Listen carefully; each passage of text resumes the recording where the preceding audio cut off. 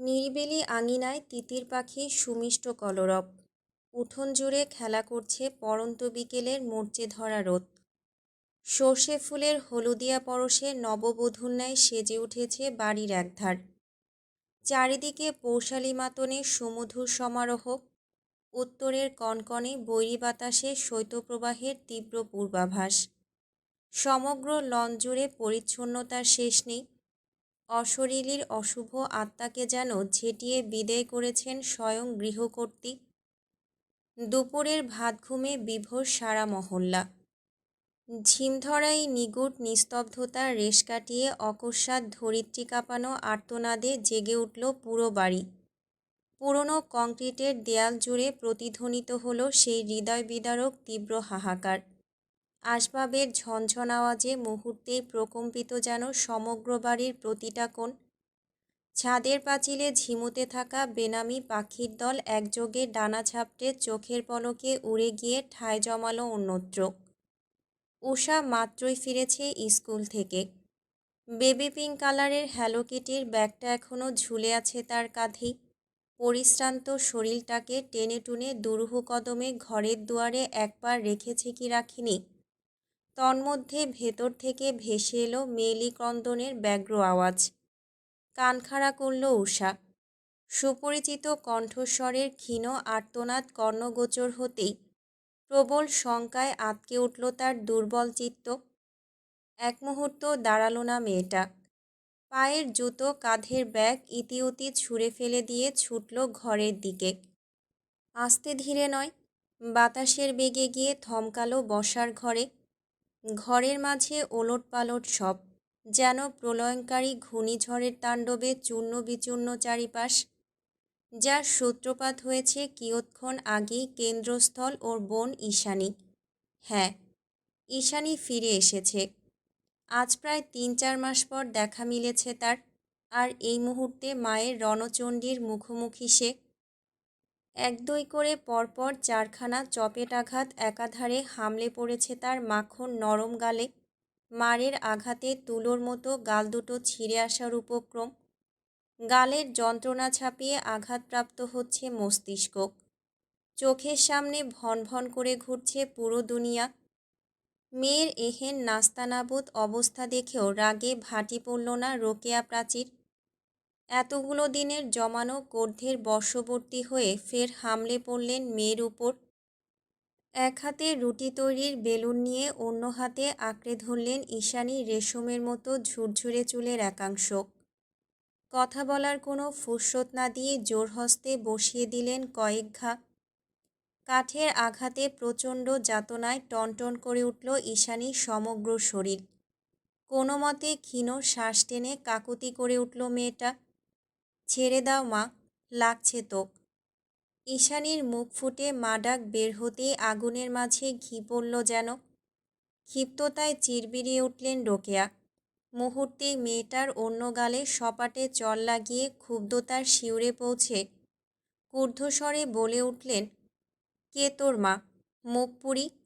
এই মুখ নিয়ে আবার ফিরেছিস কোন সাহসে? মরে যেতে পারলি না?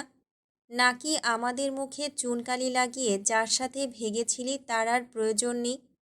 নিশ্চয়ই ঘাড় ধাক্কা দিয়ে বের করে দিয়েছে। মায়ের বলা নোংরা কথা কর্ণগহ্বর ছুঁতে পারল না ঈশানীর। শেষ চটটা এতটাই জোরালো ছিল যে তাল হারিয়ে ছিটকে পড়েছে সোফার এক কোণে মেঝেতে। সোফার হাতলে লেগে ইতিমধ্যে রক্তপাত শুরু হয়েছে তার কপালের এক প্রান্ত থেকে। রোকেয়ার ধ্যান নেই তাতে। সে পুনরায় হাতের কাছের গরম পানির কেতলিটা ওর দিকে ছুটতে উদ্যত হলেন। রাগে চিরবির করে বললেন, নোংরা মেয়ে ছেলে, এতদিন ধরে কোন নাগরে ভাত খাইয়েছে তোকে? কে দিয়েছে এত দামি জামা কাপড়? নষ্টামি করে ফিরে আসতে একটু লজ্জা হলো না? তোকে দেখে ঘেন্না হচ্ছে আমার। এই মেয়ে পেটে ধরেছি আমি? ছি, তোর তো লজ্জায় মরে যাওয়া উচিত। এখানে বসে আছিস কোন মুখে? কপাল থেকে চুইয়ে পড়া রক্তে হাত চাপল ঈশানী।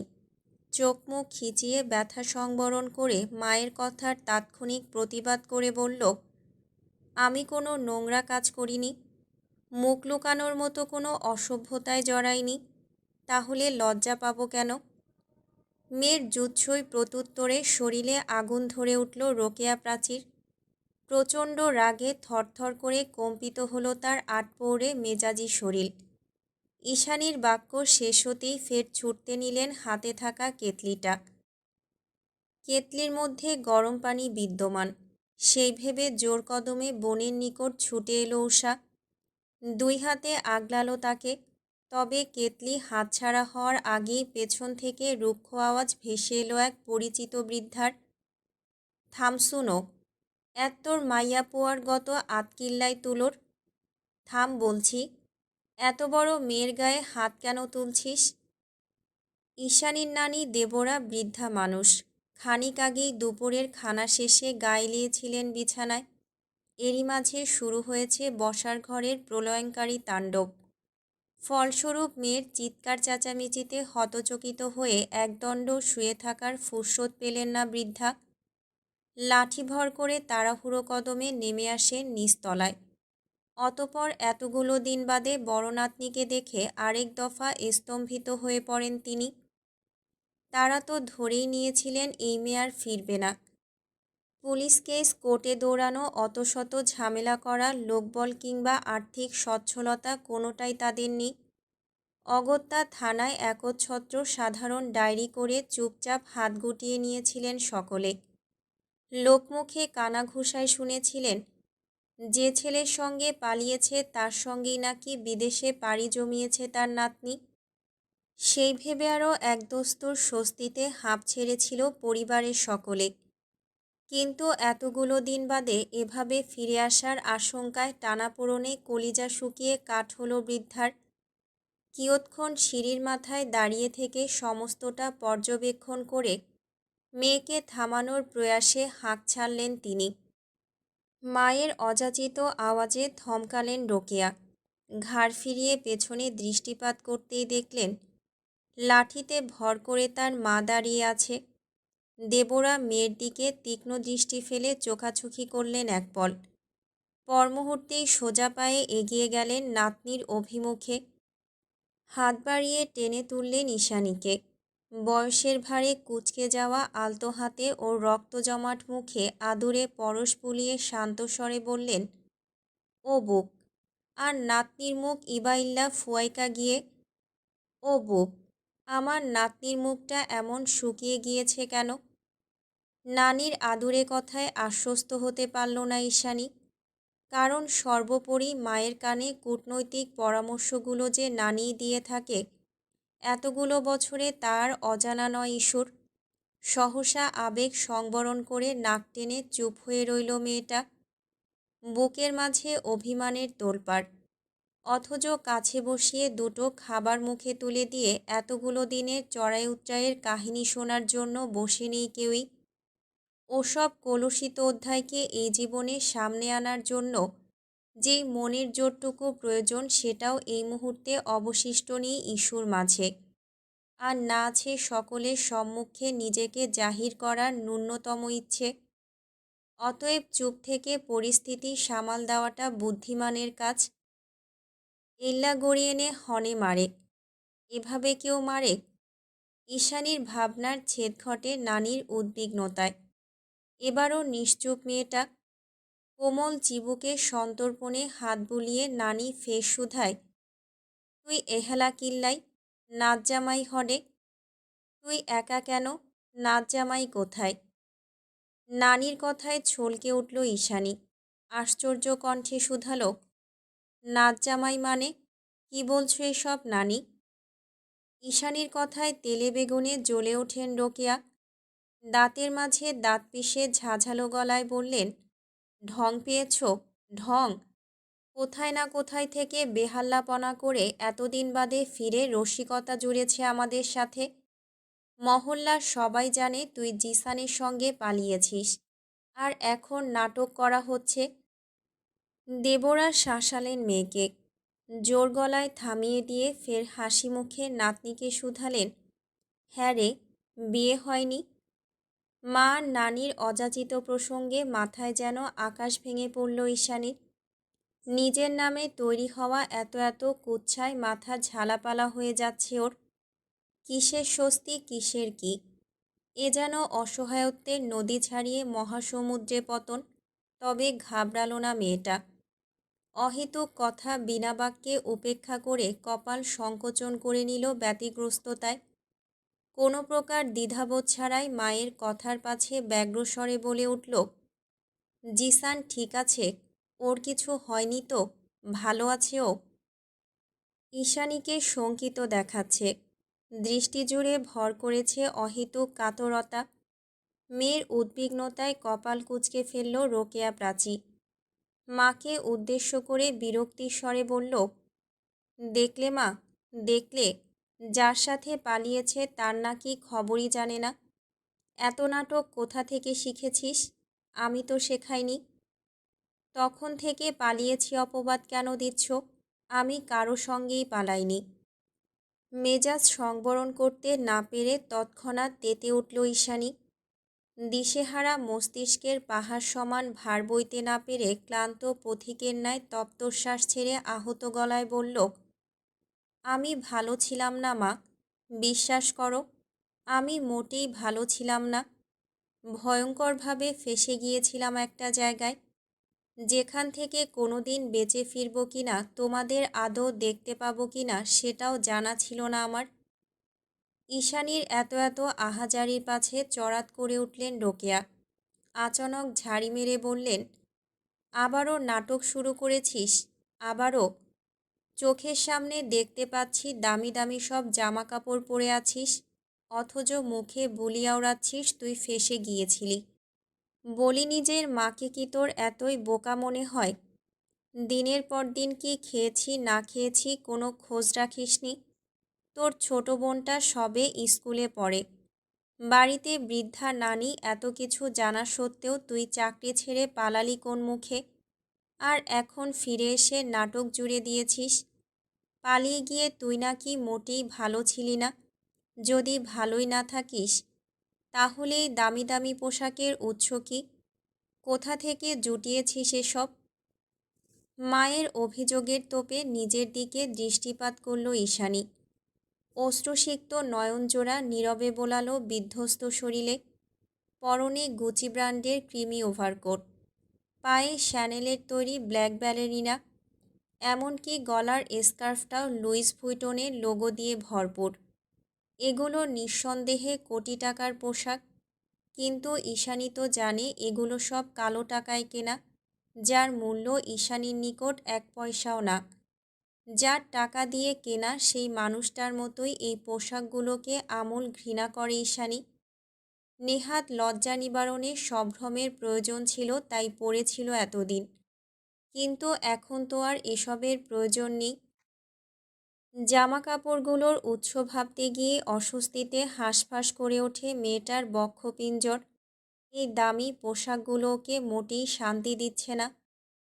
ক্রমাগত স্মৃতির পাতায় জাগ্রত করে তুলছে পেন্ট হাউসের সেই ভয়াবহ নিশীথ। নিশীথে ডুবে থাকা মরীচিকার সম্রাট নিশাচর এরিসিউভানের ধারালো মুখাব্যয়, তার পাষণ্ড হৃদয় থেকে উগরে আসা প্রতিটা কলুষিত বাক্য, মিসাইল হামলার সেই বীভৎস দৃশ্যপট, কীটপতঙ্গের মতো বর্বর হত্যাকাণ্ড, মেয়েজাতিকে পণ্যের মতো বেচাকেনা, মতের অমিল হলেই শ্যুট করে দেওয়া, আর পরিশেষে এরিসিউভানের সেই বেসমেন্টের নৃশংসতা। প্রতি পদে পদে যেই মানুষটা ওকে ভোগ্যপণ্যের মতোই একাধিক পুরুষের নিকট ছুড়ে দিতে দ্বিধাবোধ করেনি একবারও। হয়তো নিজেই আবার প্রতিহত করেছিল সেসব, কিন্তু এতে ঈশানীর সম্মানহানি কি হয়নি? হয়েছিল তো বটে। চাকচিক্য পোশাকের অন্তরায় ওই বীভৎস কলুষিত সময়গুলোর কথা ভাবতে গিয়ে কলিজা কেঁপে ওঠে ঈশানীর।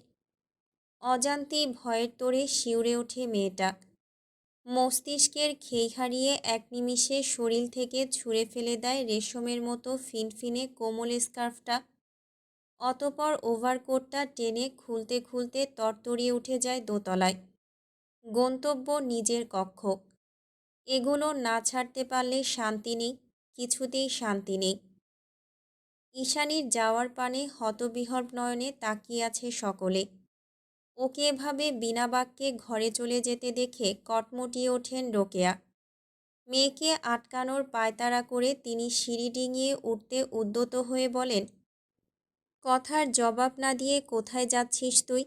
এটা কোনো আশ্রম নয় যে যেখান থেকে খুশি নোংরামি করে ফিরে এসে বিনা কৈফিয়তে ঘরে ঢুকে পড়বি। এটা ভদ্রলোকের বাড়ি। পাড়া মহল্লায় চলতে হয় আমাদের। আমাদের এক পা সিঁড়িতে দিয়েও বাধাহীন সম্মুখে এগোতে পারলেন না রোকেয়া। তার আগেই চোখের ইশারায় মেয়েকে ধরাশায়ী করলেন দেবরা। কুঁচকে যাওয়া নিটোল চোখে অকস্মাৎ আগুন ধরিয়ে খেকিয়ে উঠলেন তিনি। বললেন, নিজের হতি গরিবাল্লাই এল্লা উডি ফিরি লাইনসোস কিল্লাই নো ভুলিস ঘরিভা মাইয়া ফুয়া ইতির। নিজের ক্ষতি করার জন্য এমন উঠে পড়ে লাগলি কেন? ভুলে যাস না, এই বাড়িটা কিন্তু ওর। মায়ের কথা শেষ হতে না হতেই থমকে গেলেন রোকেয়া। তপ্তশ্বাস ছেড়ে বললেন, এবার আর ছাড়াছাড়ি নেই কোনো। ওকে যোগ্য পাত্রস্থ করে তবেই দম নেব আমি। জেল্লা মনত হ এল্লা গড় সা জামা হত্যা ইগিন বহুত দামি ফাল্লার। যা খুশি করিস, কিন্তু দেখ কত দামি দামি কাপড়। কথাগুলো বলার সময় উচ্ছ্বাসে চিকচিক করে ওঠে বৃদ্ধার শীর্ণকায় মুখাব্যয়। তবে খুব বেশিক্ষণ স্থায়ী হলো না সেই খুশির ঝিলিক। নানির উচ্ছ্বাসের পারদে এক বালতি জল ঢেলে দিয়ে মেঝেতে অযত্নে পড়ে থাকা পোশাকগুলো এক নিমিষে কুড়িয়ে নেয় উষা। সেগুলো বাহুবদ্ধ করে নিজের ঘরে যেতে যেতে নানিকে ভেঙচি কেটে বলে, বুড়ির শখ কত। বিগড়ে যাওয়া নাতনির পানে চেয়ে দাঁত খিচিয়ে ওঠেন নানি। বিরক্তির স্বরে বিড়বিড়ান, জার্গো মাইয়া ফোয়া হত্যুন, ফাজিল মেয়ে কোথাকার। জামা কাপড় ছেড়ে কপালে একটা অনটাইম ব্যান্ডেজ লাগিয়ে মাত্রই জানালা ঘেঁষে বসেছে ঈশানী। আজ বহুদিন বাদে নিজেকে মুক্ত পাখি মনে হচ্ছে ওর। বুকের মাঝে নিরপাচে পুড়তে থাকা অসহনীয় দাবানলের হয়তো ইতি ঘটবে কোনো একদিন। বিভীষিকার সমাপ্তি ঘটিয়ে মুক্তি পাবে স্মৃতির পাতা। সেদিন হয়তো সত্যিকারের পরিসমাপ্তি ঘটবে এই নৃশংসতার। কিন্তু খারাপ সময়, খারাপ স্মৃতি, এগুলো কি এত সহজে ভোলা যায়? মানবজাতি বরাবরই আবেগ দ্বারা পরিচালিত। ভালো সময় দীর্ঘক্ষণের হলেও মানুষ তা মনে রাখে না খুব একটা। অথচ ক্ষণিকের সামান্যতম খারাপ স্মৃতিটাকেও তারা আঁকড়ে ধরে থাকে সারা জীবন। তবুও ঈশানী অপেক্ষারত। পেছনের কলুষিত স্মৃতিকে ছুঁড়ে ফেলে একটা স্বাভাবিক জীবন ফিরে পাবার প্রয়াসে দিবারাত্রির অপেক্ষার প্রহর গুনছে অন্তর্মুখী মেয়েটা। কিন্তু আদৌ কি সেটা সম্ভব? নীরবে অতিবাহিত হলো কিয়ৎক্ষণ। আশেপাশে প্রগাঢ় নিস্তব্ধতা। সন্ধ্যার বুক চিরে বিষণ্ণ আধারের হাতছানি। যেন কেউ কোথাও নেই, শুধু ইস্যু আর তার অন্তহীন ভাবনারা তমসায় হাবুডুবু খাচ্ছে নির্নিমেষ। পরমুহূর্তেই কী ভেবে যেন বাস্তবতায় ফিরে এলো মেয়েটা। হাত বাড়িয়ে টেবিলের ড্রয়ার থেকে পুরনো মোবাইল ফোনার একটা সিম তুলে নিল নিঃশব্দে। অতপর আটপৌরে মোবাইলখানায় সিম প্রতিস্থাপন করে ডায়াল করলো একটা বেনামি নাম্বারে। একবার দুইবার করে কয়েকবার রিং হতেই অপর পাশ থেকে ফোন রিসিভের পিক পিক আওয়াজ ভেসে এলো। মৃদু সেই আওয়াজটুকু কর্ণগোচর হতেই এপাশ থেকে দ্বিধাগ্রস্ত স্বরে ডেকে উঠল ঈশানী, হ্যালো জিসান। টিকটিক করে ঘড়ির কাঁটা জানান দিয়ে যাচ্ছে রাতের অন্তিম প্রহরের নীরব আগমন। বাইরে তুষারপাতের একচ্ছত্র বিচরণ। বরফের আস্তরণে ডুবে আছে প্রকৃতি। কেমন যেন ঠান্ডায় জমে মৃত লাগছে সব। আজকাল এই নির্জীবতা, এই বিষণ্ণ নীরবতা বড্ড বিরক্ত লাগে এরিসের। মস্তিষ্ক ছাপিয়ে সেই বিরক্তিটুকু আনমনে উদ্ভাসিত হয় তার সমগ্র মুখমণ্ডলে। তুষারাচ্ছাদিত মস্কো শহরের মতোই এক টুকরো বরফখণ্ডে রূপান্তরিত হয়ে আছে তার বিধ্বস্ত নিগুড় চিত্ত। হৃদয়হীন লোকটার অনুভূতি প্রকাশের ভাষা জানা ছিল না। জানা ছিল না অভিমানিনীর অভিব্যক্তি বুঝে ওঠার অভিনব কৌশল। তাই তো সব সময়ের মতোই পরিশেষে ওর প্রাপ্তির খাতা শূন্য। অনুভূতি দিয়ে প্রাপ্তি বিচার করা মূর্খতার লক্ষণ। এরই সেটা ফলাতে চায় না কখনোই। ওর কাছে জীবন মানে ভ্যালু অফ পাওয়ার, কলুষিত হওয়ার কোনো পরিসীমা নেই। এরিস সাইকোপ্যাথ না, তবু ওর ক্রাইমগুলো অত্যন্ত সুনিপুণ আর দূরদর্শী। অবশ্য সবটাই ব্রাড ভাইয়ের কামাল। ব্রাড ভাই ওকে জানোয়ার বানিয়েছিল, কিন্তু ঠিক কিরূপ জানোয়ার সে কথা আজও পুরো আন্ডারওয়ার্ল্ডের অন্তরায়। আজকাল ঈশানীর ব্যাপারে ভাবতে গেলে গতি হারায় হৃদযন্ত্র। সেই বেপরোয়া বেগতিক হৃদয়ের লাগাম টানায় অপারগ স্বয়ং মাফিয়া বস। যে কোনো পন্থায় মেয়েটার সান্নিধ্য পেতে চায় মন। 1000 কিলোমিটারের দূরত্বে থেকেও সেই নীল চোখের অন্তরালে ডুব দিতে চায় মস্তিষ্ক।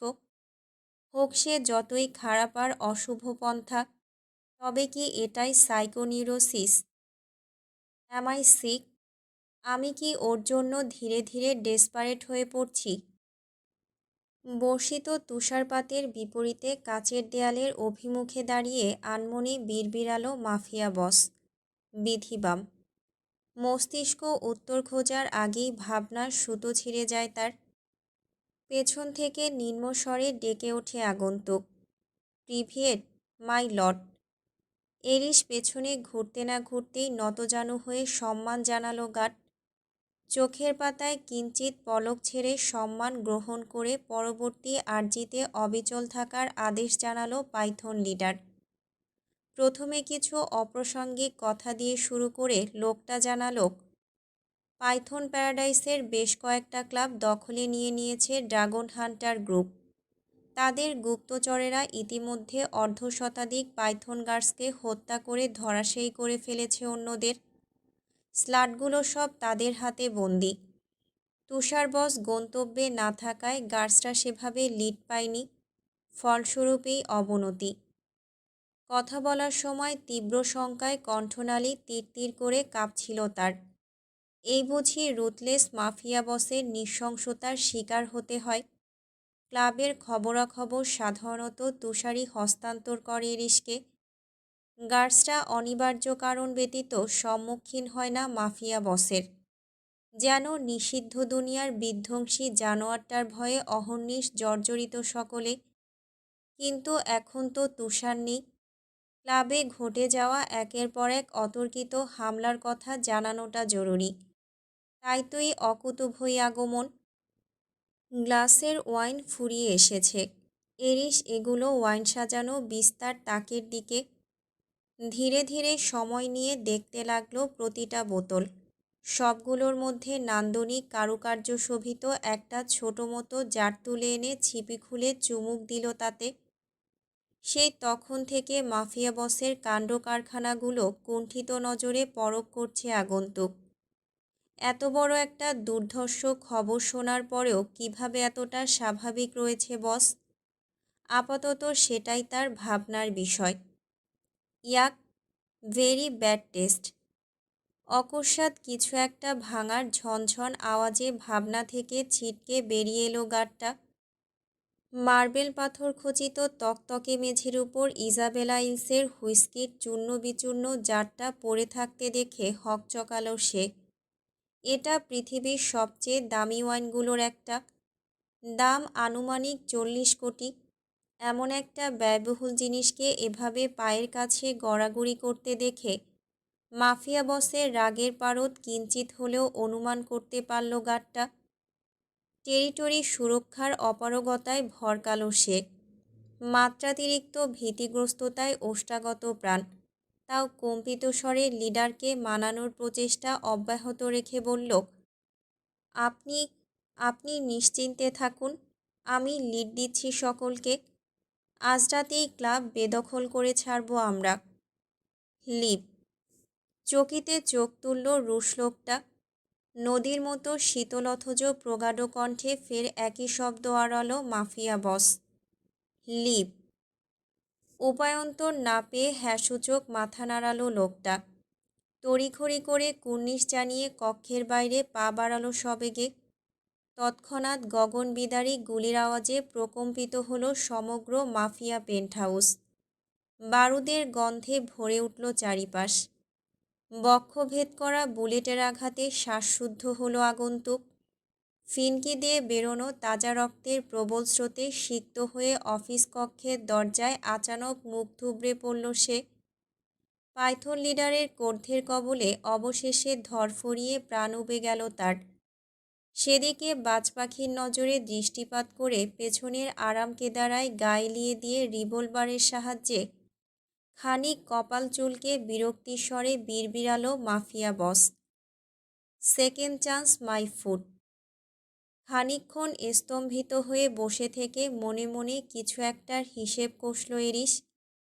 অতপর কানে এয়ারপড গুজে কাউকে ফোন লাগিয়ে রুক্ষ স্বরে আদেশ করল সে, ব্লাড ডায়মন্ড মিশনের টিম রেডি করো, রাইট নাও। আসল কালপিটকে পেয়ে গেছি। রাতের আধার মিলিয়ে যাওয়ার আগেই ব্লাড ডায়মন্ড আমার চাই, চাই চাই। রাতের শেষ আধারে আচ্ছাদিত ধরণী, পশ্চিম আকাশে মিটিমিটি আলোক শিখায় ভুবন ভোলাচ্ছে শুক্লপক্ষের বিষণ্ণ চাঁদ। বরফের দেশে চাঁদের আবহে অপার্থিব চারিপাশ। বিস্তৃত জঙ্গলা প্রকৃতিতে ঘিরে আছে রহস্যের ইন্দ্রজাল।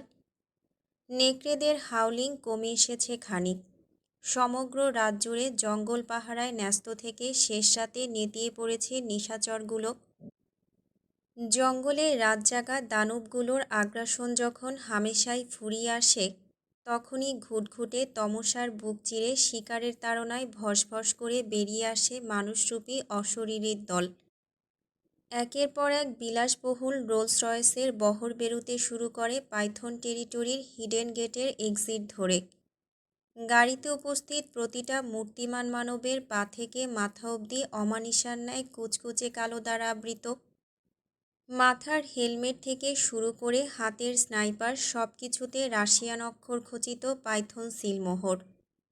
কালো রঙে আচ্ছাদিত প্রতিটা মানবের নেত্রপুটে জমে আছে প্রগাঢ় শূন্যতা।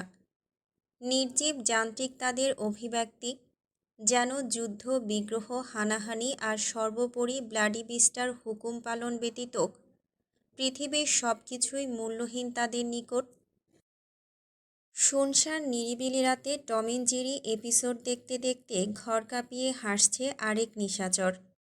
হলরুমের বিশাল পর্দায় টম অ্যান্ড জেরির হাস্যরসিক দ্বন্দ্ব চলমান। ম্যানশনে কর্মরত স্টাফগুলো পরিশ্রান্ত হয়ে নীরবে ঝিমাচ্ছে।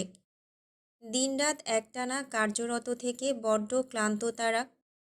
ঘুমের ভারে টলমল করছে মস্তিষ্ক, অথচ তাদের প্রিন্সের চোখে ঘুম তো দূরের কথা, এইটুকু ক্লান্তি অবধি নেই।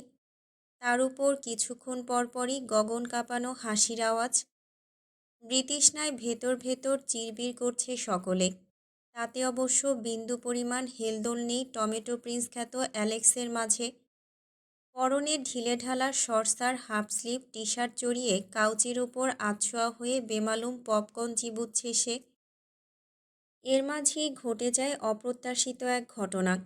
দেয়ালজোড়া মনিটরের পর্দায় যে মুহূর্তে টম জেরিকে এক থাবায় কুপোকাত করল, ঠিক তখনই কোথা থেকে যেন বিদ্যুৎ বেগে ছুটে এসে অতর্কিতে টমেটো প্রিন্সের বক্ষস্থলে থাবা বসায় রগরগে এক হিংস্র দানব। চোখের পলকে পপকর্নগুলো ছিটকে পড়ে সমগ্র মেঝেতে। সেই সাথে ধরাশায়ী হয়ে মুখ থুবড়ে পড়ে অ্যালেক্স। অতর্কিত আক্রমণের তোড়ে সমস্ত শরীর ব্যথায় টনটন করে ওঠে তার। সামনের পাটির দাঁত থেকে গলগল করে বেরিয়ে আসে তরতাজা রক্তবান। নিজেকে সামলে কোনো মতে ঘাড় বাঁকিয়ে পেছনে ঘোরে অ্যালেক্স। পিয়ার্সিং করা শূন্য চোখ দুটো দেখে মুহূর্তেই রুহু ছলাৎ করে ওঠে তার। অজানা আশঙ্কায় কুঁকড়ে গিয়ে আড়ালে কয়েক দফা শুষ্ক ঢোক গিলল সে। অতপর আড়ষ্ট স্বরে বলে উঠল, রিস্কা তুমি? জবাব দিল না এরিস। বুকের কাছে টি শার্টটা জোর হস্তে খামচে ধরে ফের ঝপাত করে টেনে তুলল অ্যালেক্সকে। বলবান হাতে সবগুলো আঙুলের চাপ ওর গলায় প্রয়োগ করে হুঙ্কার ছেড়ে বলল, ব্লাড ডায়মন্ড কোথায় অ্যালেক্স? গলাকাটা মুরগির মতো ছটফট করে ওঠে অ্যালেক্স। কণ্ঠনালীর মোলায়েম হাড়গুলো চিরচির করে ভেঙে বেরিয়ে আসতে চাইছে যেন। শ্বাস প্রশ্বাসের গতিরোধ হয়েছে অনেকক্ষণ। ফলস্বরূপ ভাসমান চোখ দুটো ধারণ করেছে টকটকে রক্তিমাভা। ওদিকে স্বয়ং টমেটো প্রিন্সের এহেন মরিমরি হাল দেখে সশস্ত্রে ছুটে আসে ম্যানসনের একদল সুরক্ষাকর্মী। তবে পাইথন লিডারের ছায়া অবধি পৌঁছানোর আগেই তাদের গতিরোধ করে কালো পোশাকধারী অন্য দল। আপাতত দুই দলের গার্ডসরা তাদের লিডারের প্রতিরক্ষায় ব্যতিগ্রস্ত। অন্যদিকে দীর্ঘক্ষণ শ্বাসরোধের ফলে চোখের মণি উল্টে বেরিয়ে আসে অ্যালেক্সের।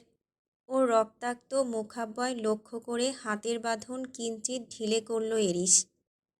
কর্ধান্বিত গোখরার ন্যায় বরফ শীতল কণ্ঠে হিসিয়ে নতুন উদ্যমে জিজ্ঞেস করল, ব্লাড ডায়মন্ড কোথায়? শেষবারের মতো উত্তর দাও অ্যালেক্স, নয়তো সেকেন্ড চান্স আর এই জীবনে পাবে না। বহু কষ্টে শ্বাস টেনে তুলল অ্যালেক্স। হাঁপড়ের মতো ওঠানামা করছে তার গতিহীন বক্ষপিঞ্জর। চোয়ালের মাঝে রক্তের বিদঘুটে নোনতা স্রোত। সেইটুকু বৃতৃষ্ণায় গলাধকরণ করে মুখ খুলল টমেটো প্রিন্স। অজ্ঞাত স্বরে বলল, তুমি আমাকে কেন মারতে চাইছো? ব্লাড ডায়মন্ড তো ড্যানিয়েল হ্যারিসনের কাছে। মুহূর্তেই চোখের বর্ণ পাল্টে গেল এরিসের। আগ্নেয়গিরির অগ্নুৎপাতের মতো চড়াত করে ফুঁসে উঠল সে। বাম হাতে রিভলভারটা অকস্মাৎ অ্যালেক্সের মুখে গুজে দিয়ে বজ্রকণ্ঠে প্রত্যুত্তর করল, ইউ ব্লাডি ফাকার! আমাকে কি তোর ড্যানিয়েল মনে হয়? তোর মতো মুখোশধারী হায়নার সঙ্গে বিষদাঁতবিহীন ঢোড়াসাপ ড্যানিয়েলের মিত্রতা থাকতেই পারে, কিন্তু আমার নয়। এতটা কমন সেন্সের অভাব এখনও এরিসিউভানের হয়নি। দিন শেষে আসল চালটা যে তুই চালবি সেটা আমি বহু আগেই বুঝতে পেরেছি। খুক খুক করে মেকি কান্না জুড়ে দিল অ্যালেক্স, যেন বড্ড বেশি অসহায় সে। তেমন করে নাক টেনে বলল, আমাকে তুমি শত্রু ভাবছ রিস্কা? ছি ছি, আমি কোন সাহসে ব্লাড ডায়মন্ড হাতাতে যাব বলো? কি স্বার্থ আমার? আমি তো আরও ড্যানিয়েল। পুরো বাক্য শেষ করার আগেই ওর নাক বরাবর ঘুষি বসিয়ে দিল এরিস। একটা দুটো নয়, একাধারে অনেকগুলো। নাসারন্ধ্র থেতলে গিয়ে ক্ষতবিক্ষত হয়ে উঠল টমেটো প্রিন্সের উজ্জ্বল মুখমণ্ডল। তবুও দমল না এরিস। ঊর্ধ্বশ্বাসে বসাতে লাগল একের পর এক কষাঘাত। দাঁতে দাঁত পিষে বলল, ড্যানিয়েল যে চিকিৎসার জন্য আত্মগোপনে রয়েছে সেটা আমি জানি বাস্টার্ড। তোর কপালে মরণ খেলা করছে, তাই পাইথন লিডারের সঙ্গে জোকারগিরি শুরু করেছিস। কথা শেষ করে অ্যালেক্সের মুখের মাঝেই রিভলভার লোড করালো এরিস।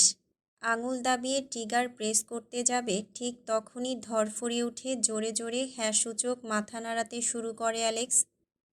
কথা বলার শক্তি না পেয়ে আর্তনাদের স্বরে গোঙাতে শুরু করে অহর্নিশ।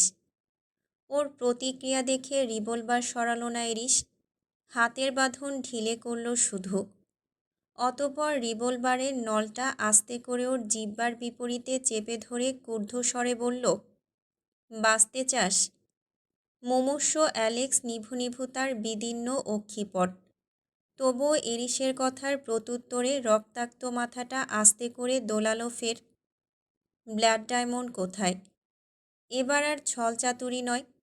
জিজ্ঞাসাবাদের সঙ্গে সঙ্গে ফ্যাঁস করে জবাব দিল টমেটো প্রিন্স খ্যাত ধূর্ত অ্যালেক্স, আমি জানি না, সত্যিই জানি না। এরিসের সিক্স সেন্স জানান দিল অ্যালেক্স সত্যি বলছে। তাই ধাতস্থ স্বরে জিজ্ঞেস করল, ড্যানিয়েলের কাছ থেকে চুরি করে কোথায় লুকিয়েছিস? ভ্লাদিমির পাকস্থলিতে। কিন্তু ওকে তো তুমি মেরে লোপাট করে দিয়েছ। ভ্লাদিমির নামটা নিয়ে কিয়ৎক্ষণ চিন্তায় ডুবল এরিস। পর মুহূর্তেই মাথায় হানা দিল সেদিন অফিস কক্ষে অতর্কিতে শ্যুট করে দেওয়া টমেটো প্রিন্সের এসপাইটার কথা। তুষার তো বলেছিল এটা টমেটো প্রিন্সের লোক। বাজ পাখির ন্যায় আচানক দৃষ্টি ঘোরালো এরিস। অ্যালেক্সের নিথর শরীরটাকে আরেক দফা ঝাঁকি দিয়ে বলল, ওর পেটে ব্লাড ডায়মন্ড কী করে গেল? আর রত্নটি যদি ওর পেটেই থাকে তাহলে ডিল ফাইনালের জন্য ওকে কেন পাঠিয়েছিলি? ক্ষীণ শ্বাস টানল অ্যালেক্স। রুগ্ন স্বরে জানালো, অপারেশনের মাধ্যমে ঢুকিয়ে দেওয়া হয়েছিল, যেটা ভ্লাদিমির নিজেও জানতো না। আর তোমার কাছে পাঠানোর কারণ যাতে ব্লাড ডায়মন্ড তোমার আশেপাশে থাকার পরেও তুমি তার অস্তিত্ব খুঁজে না পাও। সন্দেহের তীরটা যাতে আমার দিকে না আসে। কিন্তু কথার এই পর্যায়ে শ্বাস টেনে তুলতে অত্যন্ত বেগ পোহাতে হলো অ্যালেক্সের। শীর্ণকায় দেহটা চেতনাহীন হয়ে পড়ছে ক্রমশ। উত্তেজনায় ধুকপুক করছে তার আহত হৃদযন্ত্র। বুকের উপর হাঁটু গেড়ে বসা ধ্বংসাত্মক আগুন চোখের লেলিহান নজরে এলে ভয়ার্ত দীর্ঘশ্বাস ছেড়ে পুনরায় বলে ওঠে সে, ডাক্তার বলেছিল পাকস্থলীর ইনফেকশনের কারণে খুব শীঘ্রই মারা যাবে ভ্লাদিমির, আর তখনই কমপ্লিট হতো আমার ব্লাড ডায়মন্ড মিশন। কিন্তু মাঝখান থেকে সব প্ল্যানে জল ঢেলে দিয়ে তুমি ওকে ডিলের জেরে মেরে দিলে। এমনকি লাশটাকেও রাতারাতি অদৃশ্য করে দিয়েছ। ফলস্বরূপ না তো এখন আমি ভ্লাদিমিরের লাশের খোঁজ জানি, আর না তো ব্লাড ডায়মন্ডের। টমেটো প্রিন্সের ধূর্ততা সম্পর্কে অবগত ছিল এরিস, কিন্তু এতটা ছলচাতুরি আর কপটতাও আশা করেনি ও। সবাই ঠিকই বলে, টমেটো প্রিন্স একটা জীবন্ত হায়না। ওর গতিবিধি আর কর্মকাণ্ড বুঝে ওঠা মারাত্মক রহস্যজনক। তবে এই মুহূর্তে জোকারটাকে নিয়ে এক সেকেন্ডও ভাবার সময় নেই। রাতের আধার ফুরিয়ে আসছে। ব্লাড ডায়মন্ডের খোঁজ করা প্রয়োজন। অ্যালেক্সের কথা শেষ হতে না হতেই বাম হাতের কবজিতে একপল দৃষ্টিপাত করে এরিস। অতপর কানের এয়ারপড সচল করে কল লাগায় কাউকে। ওপাশ থেকে কিছু বলার আগেই রাশভারী আওয়াজে স্পষ্ট হুকুম করল মাফিয়া বস, নেকড়েগুলোকে কানিগা ফরেস্টে নিয়ে এসো, সাথে বোজোকেও। পাইথন টেরিটরির চারিপাশ বেষ্টনীর মতো আবদ্ধ করে রেখেছে বিস্তার কানিগা ফরেস্ট। এই জঙ্গলের বিশালতা খালি চোখে অনুমান করা দুঃসাধ্য। সুকৌশলী আর অভ্যস্ত না হলে এই জঙ্গলে হারিয়ে যাওয়ার প্রবণতা প্রকট।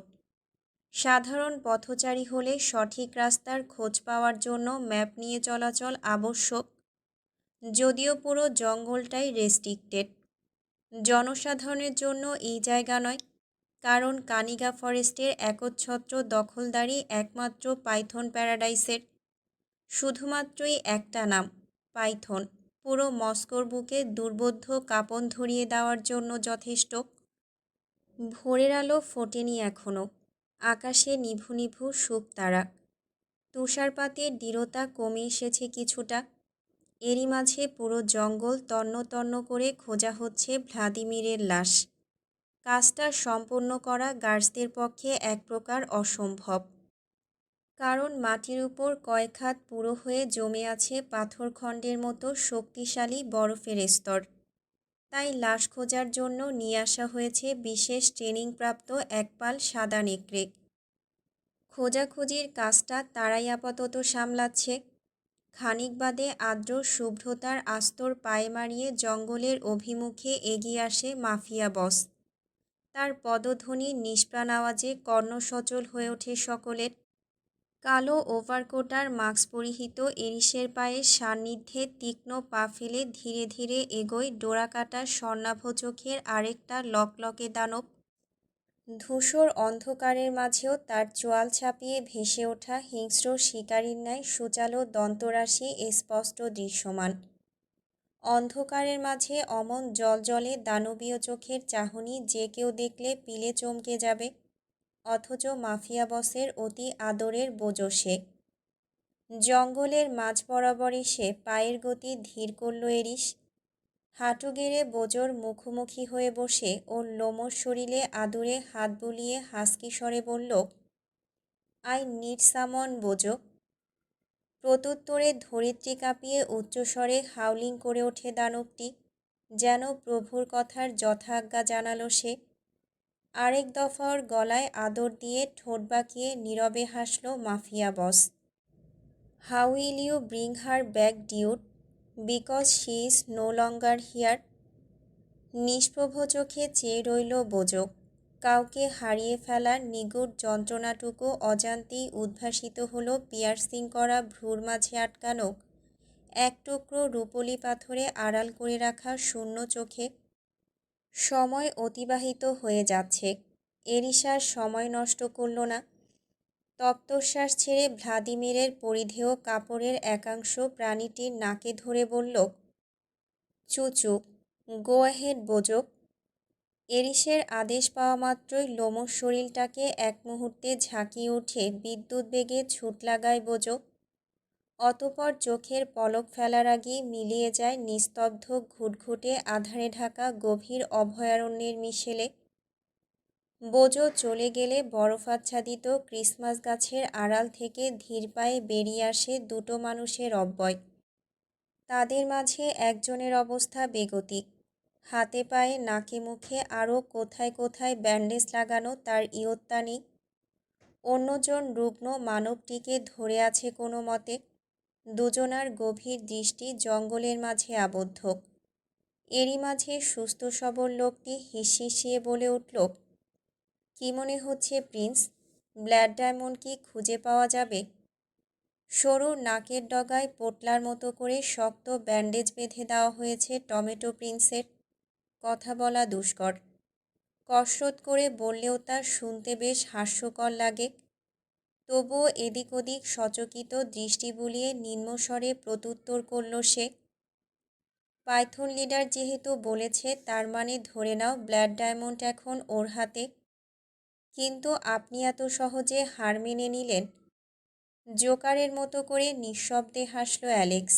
রহস্য জড়ানো কণ্ঠে বলল, এত বড় জঙ্গলের ভেতর থেকে লাশ খুঁজে বের করার জন্য এইটুকু হার তো মানতেই হতো রুশো। সবুর করো। দাদু বলতেন সবুরে মিয়া ফলে। কক্সবাজার, বাংলাদেশ। কেটে গিয়েছে দীর্ঘ এক সপ্তাহ। ঈশানীর বিষণ্ণ মনে নিগুড় তিক্ততা দূর হচ্ছে ধীরে ধীরে। এরই মাঝে রোকেয়া প্রাচীয়ার ঝামেলা করেনি কোনো। মামির মাঝে ঘনীভূত অদৃশ্য দূরত্বের দেয়ালকে জোর খাটিয়ে ভাঙার চেষ্টা করেনি কেউই। আর না তো রাশিয়ার সেই বিভীষিকাময় দিনগুলোর কথা আগ বাড়িয়ে কাউকে জানাতে গিয়েছে অন্তর্মুখী মেয়েটা। ফলস্বরূপ সময়গুলো অতিবাহিত হয়েছে নির্ঝঞ্ঝাটার নিরিবিলি। সকাল হয়েছে বহুক্ষণ। বাড়ির আঙিনায় বেনামি পাখির বিমুগ্ধ কলতান। হিমেল শীতের আবহে কম্বলের ওমটুকু যেন অমৃত সম। ঘুমের রেশ কাটিয়ে ওঠা দুষ্কর। ওমের পরশে কম্বলের মাঝে মুখ গুজেছে ঈশানী। এমন সময় বাজখাই আওয়াজে বেজে ওঠে ওর আটপৌরে বেয়ারা মুঠোফোন। ফোনের চিৎকারে ধরফরিয়ে উঠে বসল ঈশানী। তাড়াহুড়ো হাতে কল রিসিভ করে জড়ানো গলায় বলল, হ্যালো। হ্যালো বলতেই ওপাশ থেকে ভেসে এলো চিরচেনা সেই উচ্ছ্বসিত কণ্ঠস্বর, ইস্যুরে, তুই বেঁচে আছিস? পরিচিত কণ্ঠের চঞ্চলতায় একচিলতে খুশির ঝিলিক উদ্ভাসিত হলো ঈশানীর ঠোঁটের আগায়। মিষ্টি করে নীরবে হাসল মেয়েটা। সম্মোহনী স্বরে শুধালো, কেমন আছিস রে নিঝুম? আমি কেমন আছি সেটা তোর এত মাস পরে মনে পড়ল? এতদিন কোথায় ছিলিস তুই? সেই যে আন্টির ভয়ে গা ঢাকা দিলি তারপর থেকেই নিখোঁজ। নিখোঁজ কি একেবারে লাপাত্তা? জানিস তোকে কোথায় কোথায় খুঁজেছি আমি? এক নিঃশ্বাসে অভিযোগের বহর উগরে দিল নিঝুম। মনে হলো যেন কতদিন মন খুলে একটু কথা বলেনি মেয়েটা।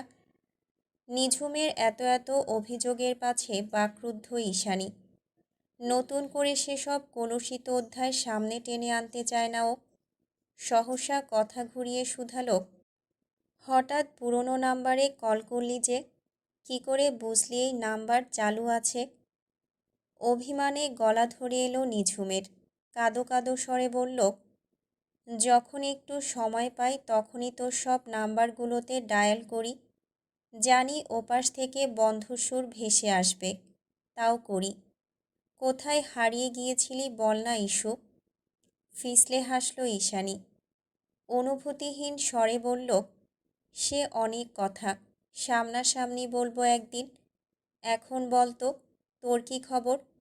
বিয়ে করিসনি এখনো? অপর পাশে শুনশান নীরবতা। বেশ কিছুক্ষণ পরে দীর্ঘশ্বাসের বিষণ্ণ আওয়াজ। অতপর কথায় ফিরল নিঝুম। বলল, ঠিক হয়েছিল, কিন্তু ভেঙে দিয়েছি। ও মা, কেন? ছেলে পছন্দ হয়নি, নাকি অন্য কোনো সমস্যা? কোনো সমস্যা নেই। ছেলেটা একটু বেশি ভদ্রলোক।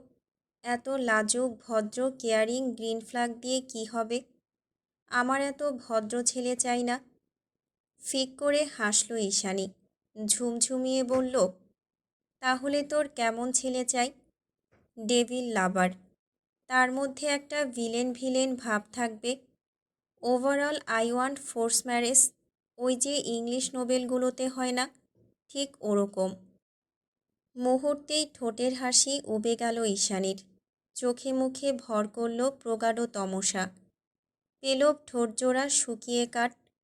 অপর পাশে নিঝুমকে তৎক্ষণাৎ বাদ ছেঁধে বলল, এসব চিন্তাভাবনা মাথা থেকে ঝেড়ে ফেল নিঝুম। জীবনটা কোনো ইংলিশ নোবেল নয়। ভুলক্রমে সত্যি সত্যি জীবনে ভিলেন চলে এলে তখন কি? কথা শেষ করতে পারল না ঈশানী। আড়ষ্টতায় শুষ্ক ঢোক গিলল শুধু।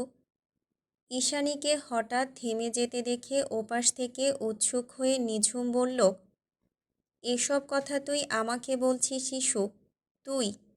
কেন যেন একদম বিশ্বাস হচ্ছে না। তুই না এক রাতের এক দেখায় প্রেমে পড়ে গিয়েছিলি? সে কি গভীর অনুভূতি! অরণ্যর জন্য কি পাগলামোটাই না করতিস? হ্যাঁ রে, তোর অরণ্যর কি খবর? আর ওই জিসানের? নিঝুমের কথায় এক মুহূর্তের জন্য সেসব দিনগুলোতে হারিয়ে গেল ঈশানী। তোর অরণ্য কথাটা শোনা মাত্রই নীরব দহনে খামচে ওঠে ওর নাজুক বক্ষপিঞ্জর। বেখেয়ালে বুকের বাপাশে হাত ছোঁয়ায় মেয়েটা। এরিসিউভার নামটা শুনলে যতটা ঘৃণায় মস্তিষ্ক বোধ হয়ে আসে, অরণ্য নামটা শুনলে ঠিক ততটাই আবেগের প্লাবনে ভেসে যায় অন্তঃকরণ। এ কেমন অসহনীয় দোটানা! কী রে, শুনতে পাচ্ছিস? জিসানের কি খবর বললি না তো?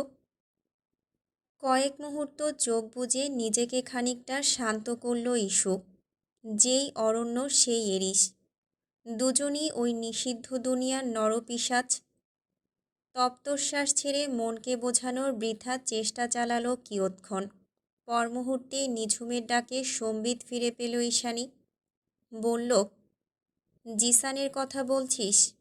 হুম। ছোট্ট করে সায় জানালো নিঝুম। সত্যি বলতে জিসানের ব্যাপারটা নিয়ে আমি বেশ উদ্বিগ্ন নিঝুম। বেশ কিছুদিন আগে কল দিয়েছিলাম ওকে। কল তো তুলেছিল ঠিকই, কিন্তু ওর কথাবার্তা ভীষণ অদ্ভুত লেগেছিল আমার কাছে। মানে? কৌতূহলী নিঝুম।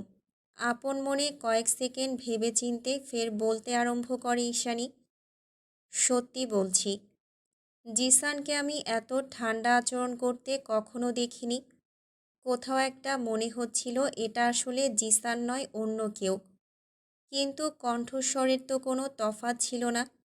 তার চেয়েও বড় কথা, আমাদের সঙ্গে ঘটে যাওয়া এত বড় ঘটনার পরেও ওর এমন স্বাভাবিক আচরণ সত্যিই অদ্ভুত। কী ঘটনার কথা বলছিস বলতো? একটু ক্লিয়ার কর, বুঝতে পারছি না। তৎক্ষণাৎ জোরপূর্বক কেসে উঠল ঈশানী।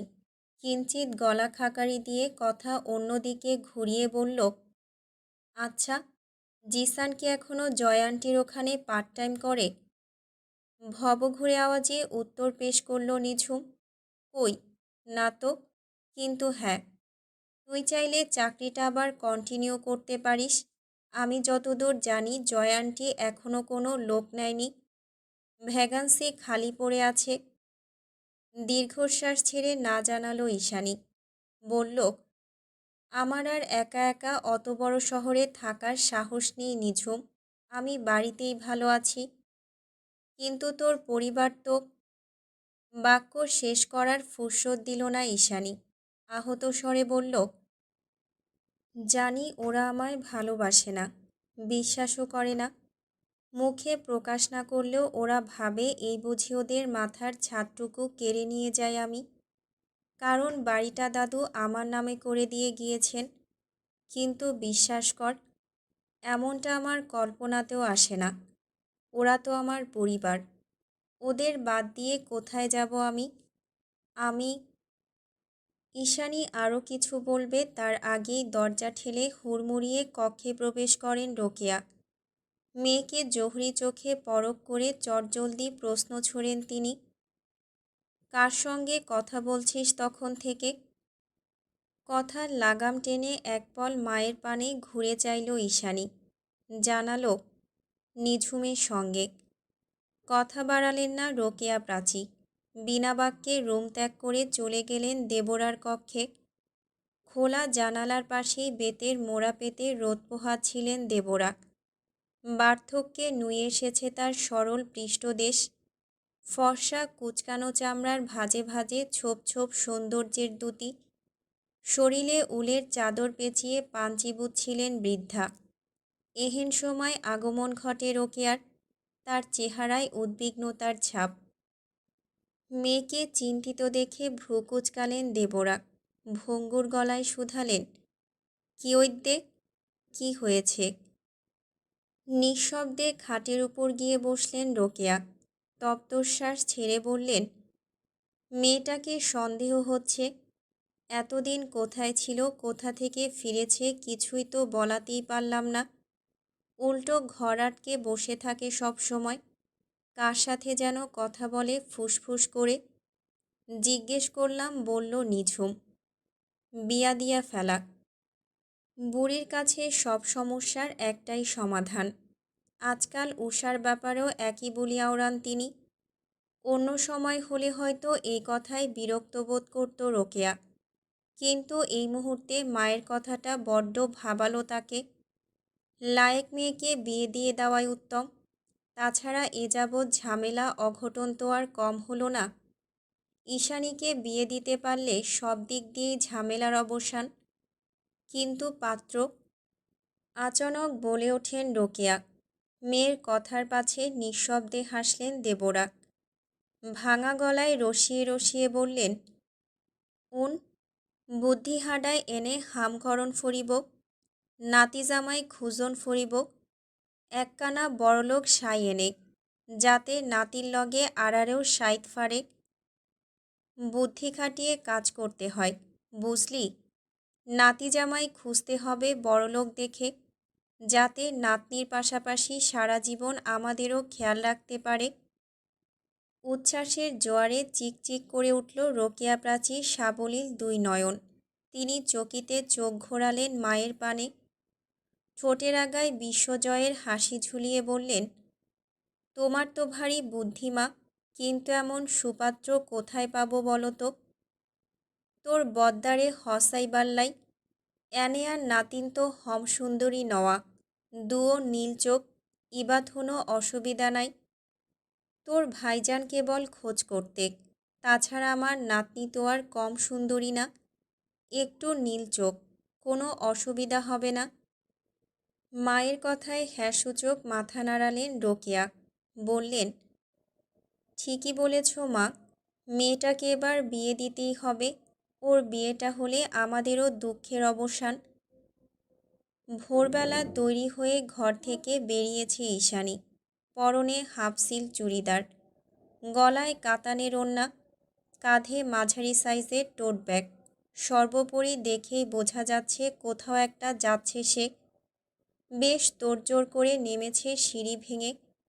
বসার ঘরের কাছাকাছি আসতেই ডাকল ওকে উষা, আপু, খেতে আয়। মা, নানি, এমনকি মামাও তখন ডাইনিংয়ে উপস্থিত। সবাই সকালের নাস্তার প্রস্তুতি নিচ্ছিল তখন। ঈশানী আশেপাশে নজর দিল না খুব একটা। না রে, সময় নেই, তোরা খেয়ে নে। ঊর্ধ্বশ্বাসে জবাব দিল শুধু। অতপর তাড়াহুড়ো করে পায়ে জুতা জোড়া চড়িয়ে পা বাড়ালো দরজার দিকে। তৎক্ষণাৎ পেছন থেকে ডাকলেন রোকেয়া। নিরেট গলায় শুধালেন, কোথায় যাচ্ছিস এত সকালে? থমকালো ঈশানী। ঘাড় ফিরিয়ে শান্ত স্বরে জবাব দিল, নিঝুমের খালামণির সাহায্যে একটা পার্ট টাইম চাকরির সুযোগ পেয়েছি লাস ফার্মায়। আপাতত ওখানেই যাচ্ছি। বেতন কত ধরেছে? অসহনীয় প্রশ্ন। তবুও দাঁতে দাঁত চেপে উত্তর দিল ঈশানী, শুরুতে 7,000, এছাড়া লাঞ্চের সুবিধা আছে। দীর্ঘশ্বাস ছাড়লেন রোকেয়া। চোখের ইশারায় যাওয়ার অনুমতি দিয়ে বললেন, চাকরি যেহেতু পেয়েছ, আশা করি পরিবারের দিকটাও মাথায় রাখবে। ঈশানী আর জবাব দিল না। কোনোরূপ অভিব্যক্তি ছাড়াই নিঃশব্দে ত্যাগ করল বসার ঘর। প্রায় 2 মাস পরে অবশেষে হাতের আটপোড়ে মোবাইলটাকে বিদায় জানিয়েছে ঈশানী। আগের কিছু জমানো টাকা আর 2 মাসের পরিশ্রমে অবশেষে একটা স্মার্টফোন হাতে এসেছে ওর। আর আজকেই প্রথম মোবাইলে ভিডিও কল দিয়েছে নিঝুম। কর্মস্থল থেকে ফেরার পথে কথা বলতে বলতে কখন যে বাড়িতে পৌঁছে গিয়েছে সে হদিস জানে না ইসু। শেষমেশ রুমে প্রবেশ করে কথার ঝুড়ির ইতি টানে 2 সখী। নিঝুমকে হাসি মুখে বিদায় জানিয়ে ফোনটা সাইডে রেখে বিছানায় গা এলিয়ে দেয় ঈশানী। সারাদিনের পরিশ্রান্ত শরীরটাকে টেনে তোলা দায়, অথচ ফ্রেশ হওয়া জরুরি। ধুলোবালির মিশ্রণে গিজগিজ করছে সমস্ত শরীর। অগত্যা অলসতা না করে হেলে দুলে উঠে বসল ঈশানী। হাত বাড়িয়ে দক্ষিণের জানালার কপাটগুলো লাগিয়ে দিল সশব্দে। অতঃপর রুমে বসেই অলস হাতে টেনে টুনে খুলতে আরম্ভ করল বাইরের পোশাক। বোকা নীলাম্বরী শরীর থেকে জামাটা খোলার সঙ্গে সঙ্গে ঠাস করে ল্যাপটপের উইন্ডো নামিয়ে দিল অন্য একজন। শিট, এটা কি ছিল? প্রগাঢ় আধারের মাঝে কোনো কিছুর অস্তিত্ব নেই। কেবল ক্ষণে ক্ষণে বাতাসে ভেসে আসছে ভারী নিঃশ্বাসের তপ্ত আওয়াজ। হাঁসফাঁস লাগছে এরিসের। দৃঢ় হাতে টাইয়ের নটটা খানিক ঢিল করে কাউচ চেয়ারে মাথা এলিয়ে দিল সে। দাঁতের সাহায্যে অধর কামড়ে ধরে চোখ বুজে নিল সবেগে। ভারী নিঃশ্বাসের তালে তালে ক্রমাগত ওঠানামা করছে তার পুরুষালী অ্যাডামস অ্যাপেল। হৃদয় থেকে শুরু করে মস্তিষ্কের প্রতিটা শিরা উপশিরা ওই একটা দৃশ্যেই আটকে আছে। ভেতর ভেতর অদম্য উদ্দীপনায় ক্রমশ থমকে যাচ্ছে হৃদযন্ত্র। পৃথিবীটা বিরস রংহীন, ফুটন্ত সাকুরা ছাড়া সব কিছু ফিকে। মস্তিষ্কে জড়ো হওয়া বেসামাল চিন্তা আর হৃদয়ে নিষিদ্ধ বাসনায় ব্যতিগ্রস্ত হয়ে চট করে উঠে দাঁড়ায় এরিস। এক হাতে শার্টের বোতামগুলো খুলতে খুলতে লাউঞ্জ ছাড়িয়ে পা বাড়ায় জিম রুমের দিকে। তখনই সার্ভার ফিরে আসে বিস্তার মনিটরে। বাংলাদেশি চ্যানেলে নিউজ চলছে। এরিস বিরক্ত হাতে মনিটরটা বন্ধ করতে যাবে, তখনই একটা ছোট্ট নাম শুনে স্তম্ভিত হয়ে পড়ে ওর এলোমেলো মস্তিষ্ক। নিউজের সাংবাদিকটা প্রবল আগ্রহ নিয়ে একাধারে বলে যাচ্ছিল, প্রায় 1 বছর পরে অবশেষে আবারও দেশে ফিরতে চলেছেন বাংলাদেশের প্রখ্যাত গ্লোবাল সুপারস্টার মাহিন বেঞ্জামিন। ব্যাস, পরপরই সার্ভার চলে গেল ফের। নামটা শোনা মাত্রই কপাল কুঞ্চিত করে একাই বিড়বিড়ালো মাফিয়া বস। মাহিন, নামটা কোথাও শুনেছি। কক্সবাজার, বাংলাদেশ। কক্সবাজারের অন্যতম বিলাসবহুল 5 তারকা resort royal tulip. Inani beach সংলগ্ন রিসোর্টটির বেশিরভাগ কাস্টমারই হয়ে থাকে বিত্তশালী, ক্ষমতাবান কিংবা ফরেইনার। ফলস্বরূপ সম্পূর্ণ ব্যক্তিগত সি বিচ থেকে শুরু করে মার্কেট, প্রশস্ত সুইমিং পুল, রেস্টুরেন্ট সব কিছুই এই রিসোর্টের সুবিধার তালিকায় অন্তর্ভুক্ত। সন্ধ্যা হয়েছে অনেকক্ষণ। আকাশে উদ্ভাসিত গোধূলির শেষ লালিমাটুকু নৈসর্গে মিলিয়ে গিয়ে এখন ঝলমলে নক্ষত্রের সুবিন্যস্ত বিচরণ। শীতের বিদায়বেলাতেও ধূসর কুয়াশায় ঝাপসা চারিপাশ। পায়ের তলায় সুস্পষ্ট টলমলে শিশিরের মোলায়েম আর্দ্রতা। যেন প্রিয় মৌসুমে যাব যাব করেও গা ছড়িয়েছে নিটোল হৃদ্রতায়। রিসোর্ট এরিয়ার আশপাশটা বেশ নির্জন আর কোলাহলমুক্ত। ট্যুরিস্ট স্পট হলেও ভিআইপি ব্যতীত জনসাধারণের আনাগোনা নজরে পড়ে না খুব একটা, কারণ জায়গাটা রেস্ট্রিক্টেড। ভিআইপিদের যথাযথ সুব্যবস্থা দিতে মসৃণ রাস্তার দুই ধারে গড়ে উঠেছে বেশ কিছু কনভিনিয়েন্স স্টোর। একচ্ছত্র নিরিবিলি কনভিনিয়েন্স স্টোরগুলো সন্ধ্যা রাতে কাস্টমারে পরিপূর্ণ। সেখান থেকেই মাত্র কিছু কেনাকাটা সেরে বেরিয়েছে ঈশানী। শীতের রাতে নির্জন রাস্তায় রিকশার হদিস মেলা দুষ্কর। অগত্যা অপেক্ষায় দাঁড়িয়ে সময় নষ্ট করল না মেয়েটা। বাড়ি এখান থেকে বেশ দূরে, এখনই হাঁটা না ধরলে রাত হয়ে যাবে অনেক। সেই ভেবে কাঁধের জুৎসই টোটো ব্যাকার হাতের ভারী জিনিসগুলো নিয়ে ধীর কদমে বাড়ির পথে পা বাড়ালো ঈশানী। ল্যাম্পপোস্টের ঝকঝকে আলোয় পরিষ্কার দৃষ্টিসীমা, তাই হেঁটে যেতে বেগ পোহাতে হচ্ছে না মোটেই। সামনের দিকে হয়তো হলদে আলোর রোশনাই কমে যাবে খানিকটা, তখন ফোনের ফ্ল্যাশ জ্বালিয়ে নেওয়া যাবে ক্ষণ। আঁধারের ভয়ে ঘাবড়ালো না ঈশানী, ভেতরে সাহস সঞ্চার করে এগোলো সবেগে। তখনই নীরবতা ছাপিয়ে অকস্মাৎ বেজে উঠল মুঠো ফোনটা। ফোনের আওয়াজে অতর্কিতে কম্পিত হলো ভীতু মেয়েটার নাজুক হৃৎপিণ্ড। কয়েক সেকেন্ড অক্ষিপুট বুজে নিজেকে সামলালো সে। সামান্য ফোনের আওয়াজে ওর এহেন হৃৎকম্পন দেখে মনে হচ্ছে অযাচিত কোনো বেনামি আশঙ্কায় নিরন্তর বুঁদ হয়ে আছে মেয়েটা। টোটো ব্যাগের সাইড পকেটে আপন সুরে তরঙ্গোচ্ছ্বাসে ভাসছে যান্ত্রিক বস্তুটি। সময় অতিবাহিত করল না ঈশানী। ব্যস্ত হাতে টেনে টুনে পকেট থেকে বের করে আনলো মোবাইলখানা। অতঃপর স্ক্রিনে ভেসে ওঠা নাম্বারে একপল অবলোকন করে হাসি মুখে রিসিভ করল সেটি। কানে ধরার প্রয়োজন পড়ল না। ভিডিও কল দিয়েছে নিঝুম। এপাশ থেকে কল রিসিভ করার পরপরই কথার জোয়ার ভেসে এলো অপর প্রান্ত থেকে। কিরে, রাতের বেলায় রাস্তায় কি করছিস? এখনও বাসায় যাসনি কেন? অধর প্রসারিত করে ফিসলে হাসল ঈশানী। জবাব দিল, কাজ শেষে কিছু কেনাকাটা ছিল, তার উপর রাস্তায় রিকশাও নেই। বোধগম্য সুরে ফের প্রশ্ন ছুড়ল নিঝুম। কি বলিস, লাসফার্মা থেকে তোদের বাড়ি এত দূর?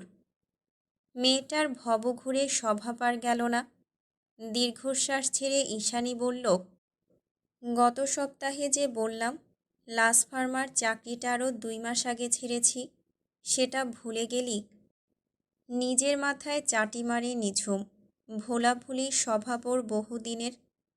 পুনরায় প্রশ্ন করার ফুরসত না দিয়ে নিজেই বলতে আরম্ভ করে ঈশানী, এখন একটা বুটিক হাউসে আছি, স্যালারিও ভালো, বার্মিস মার্কেট।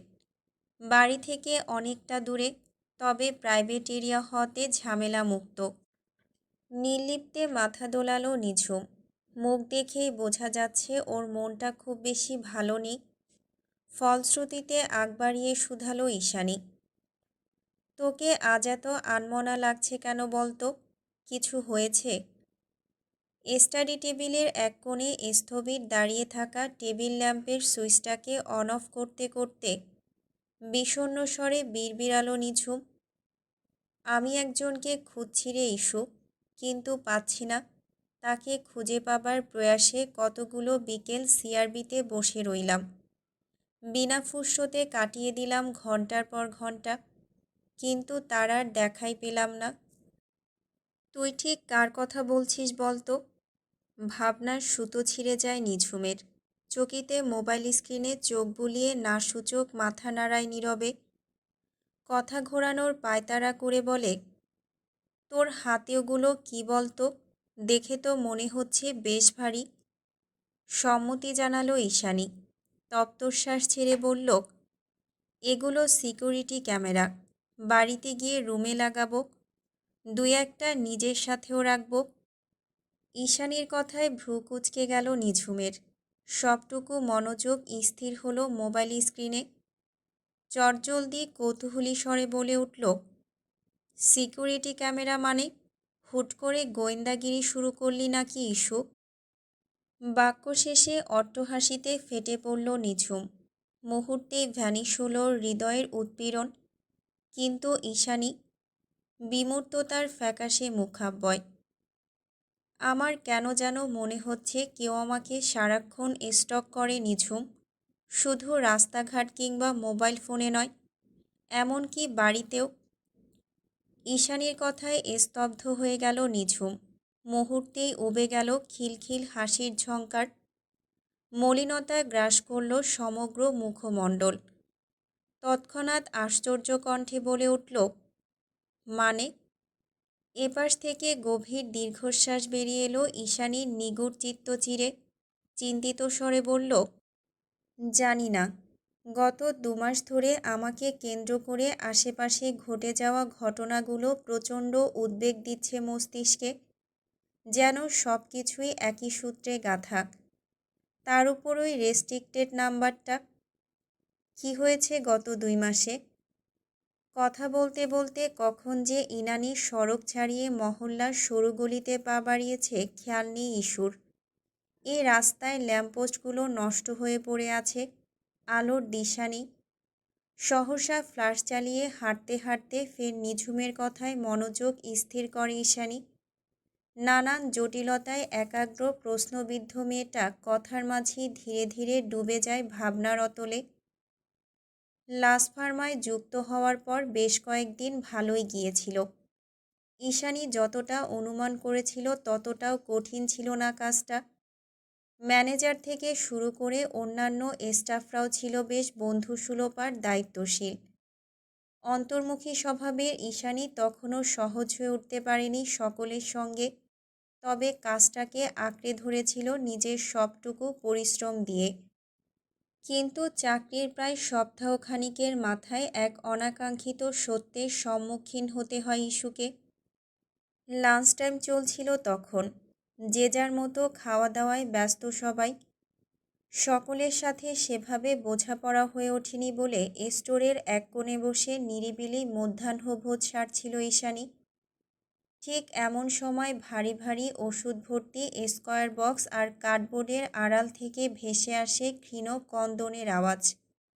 কর্ণ সচল হয়ে ওঠে ঈশানীর। প্রথমে মতিভ্রম ভেবে এড়িয়ে গেলেও পরপর কয়েক দফা ক্ষীণ আর্তনাদে সচকিত হয়ে ওঠে ওর ষষ্ঠ ইন্দ্রিয়। সহসা খাবার নিয়ে বসে রইল না ঈশানী।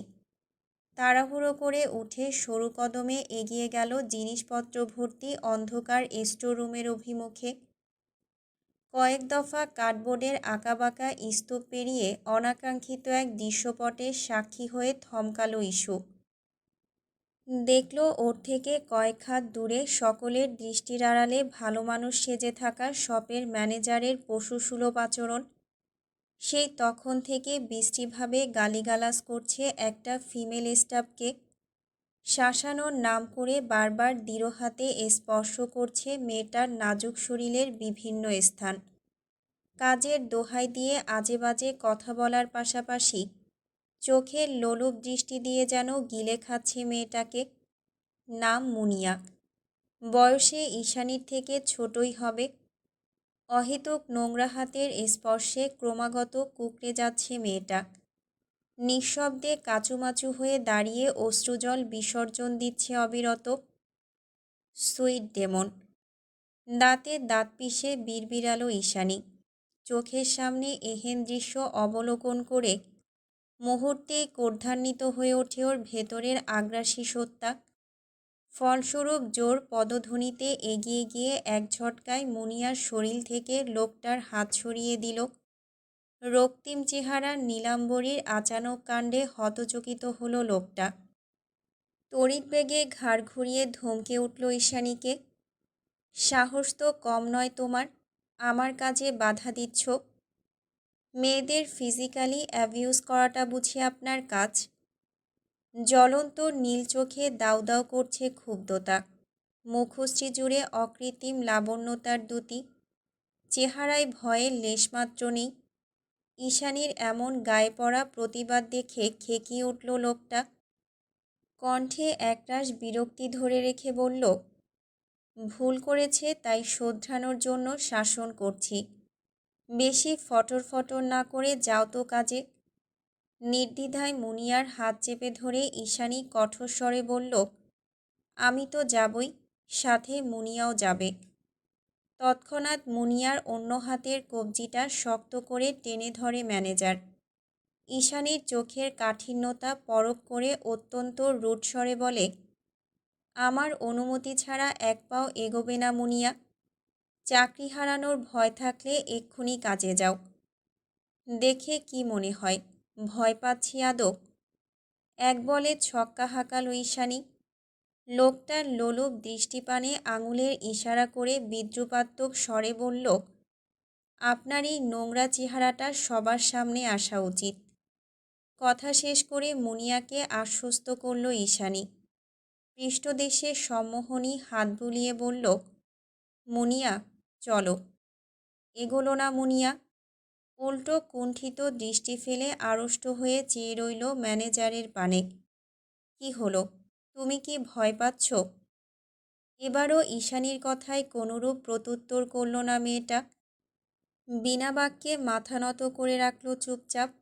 মুনিয়ার এই নিশ্চুপতা ম্যানেজারের জন্য ছিল ঈশানীকে পরাস্ত করার মোক্ষম হাতিয়ার, আর সঙ্গে সঙ্গে সেটাই প্রয়োগ করল লোকটা। এগিয়ে এসে মুনিয়ার হাতটা এক ঝটকায় ছাড়িয়ে অত্যন্ত বিশ্রী ভাষায় ধরাশায়ী করতে উঠে পড়ে লাগল সে। ফাউল মেয়ে ছেলে, বেশি লায়েকগিরি দেখাচ্ছ এখানে।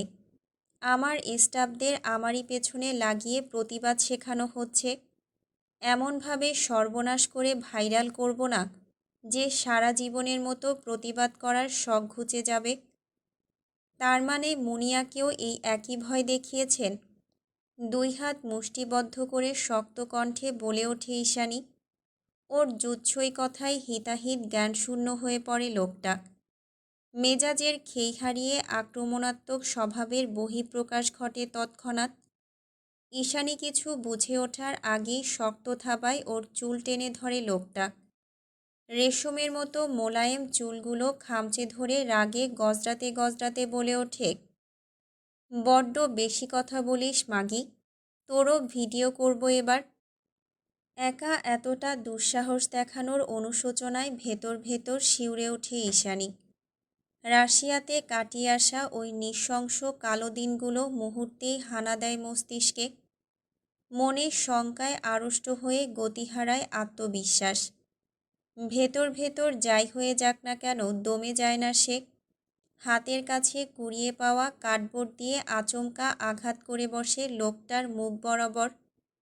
নমনীয় কার্ডবোর্ডের আঘাতে টলল না ম্যানেজার, বরং দ্বিগুণ কর্ধে ওকে ছুঁড়ে মারল স্তূপাকৃতির ওষুধের বক্সগুলোর উপর। মুহূর্তেই ঝনঝন করে ভেঙে গেল সব।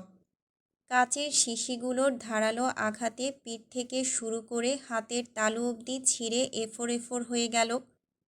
সঙ্গে সঙ্গে অতর্কিত যন্ত্রণায় দিশেহারা হয়ে চোখ খিচে ব্যথাতুর আর্তনাদ করে ওঠে ঈশানী। আহ! ও নিগূঢ় আর্তনাদের তোড়ে মনে মনে পৈশাচিক আনন্দ লাভ করল লোকটা। ফলস্বরূপ একই কাজের পুনরাবৃত্তি ফের করল। পরপর দুইবার একইভাবে আঘাতপ্রাপ্ত হওয়ায় ব্যথায় নীল হয়ে উঠল রমণীর সমগ্র মুখমণ্ডল। কয়েক মিনিটের মাথায় রক্তিম স্যাঁতসেঁতে বর্ণ ধারণ করল অফ হোয়াইট কুর্তিটা। হাতের মাঝে বিধে আছে স্বচ্ছ কাচের টুকরো। প্রবাহমান রক্তের স্রোতে ভরে উঠেছে সমগ্র মেঝে। সেদিকে চেয়ে প্রবল যাতনায় হাঁসফাঁস করে ওঠে ঈশানী। ওদিকে সুযোগ পেয়ে মুনিয়া দৌড়ে গেল আউটলেটে। কাহিনী বিশ্লেষণ করার কোনোরূপ পায়তারা না করে হাঁপাতে হাঁপাতে ডেকে নিয়ে এলো সব স্টাফদের।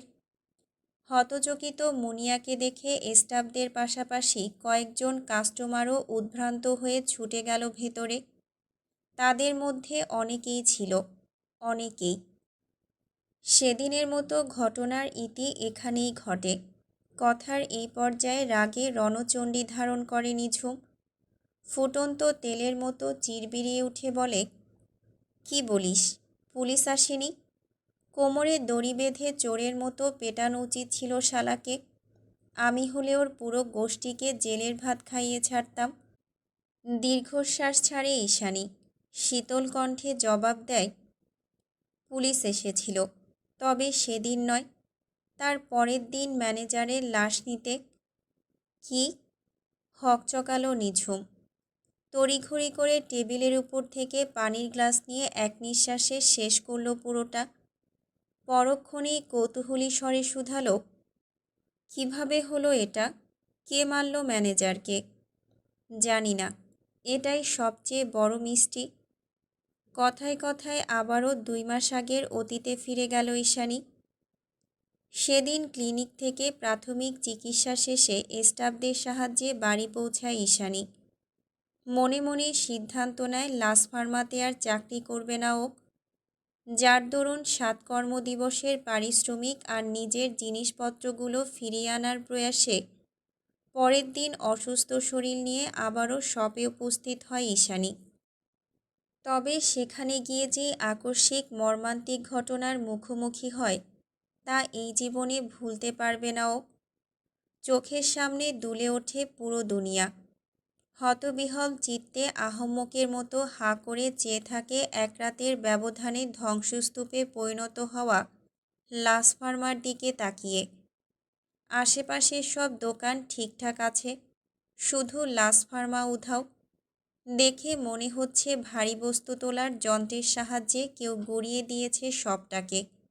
কিন্তু কে? ভেতরের কৌতূহল দমাতে পারল না ঈশানী। ভারী কদম ফেলে ধীরে ধীরে এগিয়ে গেল কিছুটা সামনে। মার্কেটের অধিকাংশ মানুষই এখানে উপস্থিত। সংকুচিত বদনে ঈশানীও গিয়ে দাঁড়ালো এক কোণে।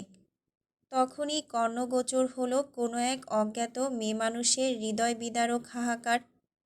এহেন কান্নার আওয়াজে সমস্ত শরীর তিরতিরিয়ে কেঁপে ওঠে ঈশানীর। নিগুড় যন্ত্রণায় হু হু করছে অন্তঃকরণ। মনে মনে ভাবতে থাকে, ওদিকে কি এমন হয়েছে, এমন করে কেন কাঁদছে ওই মহিলা? ঈশানীর ভাবনার মাঝেই রেস্ট্রিক্টেড বেষ্টনী ভেদ করে একে একে বাইরে বেরিয়ে আসে পুলিশের গোয়েন্দা বিভাগের সাদা পোশাকধারী টিম।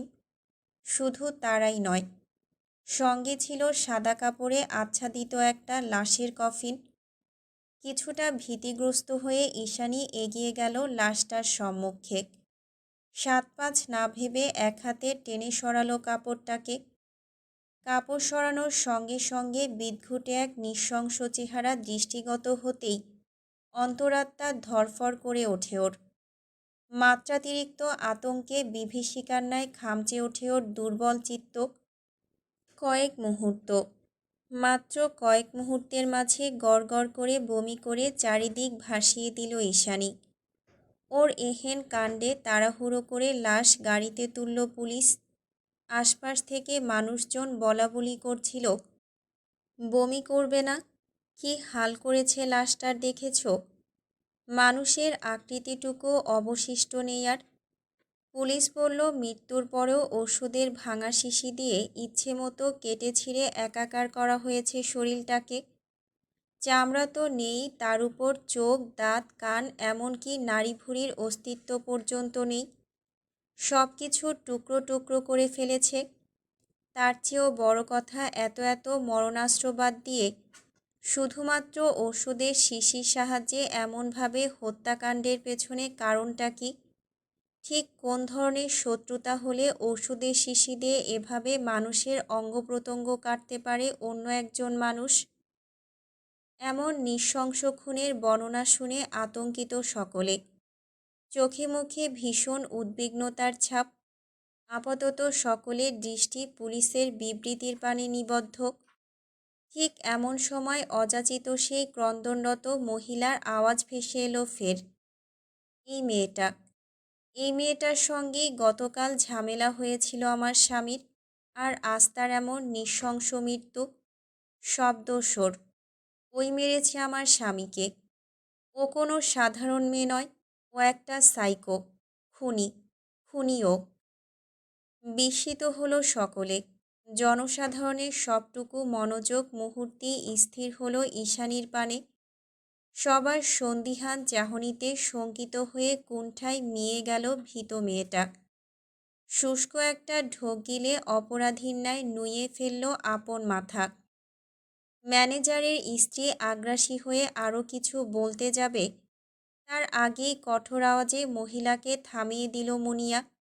সবার মাঝ থেকে বলে উঠল, কাকে দোষ দিচ্ছেন আপনি? কাল আপনার স্বামী ঈশানী আপুর সঙ্গে ঠিক কী কী করেছে আদৌ ধারণা আছে আপনার?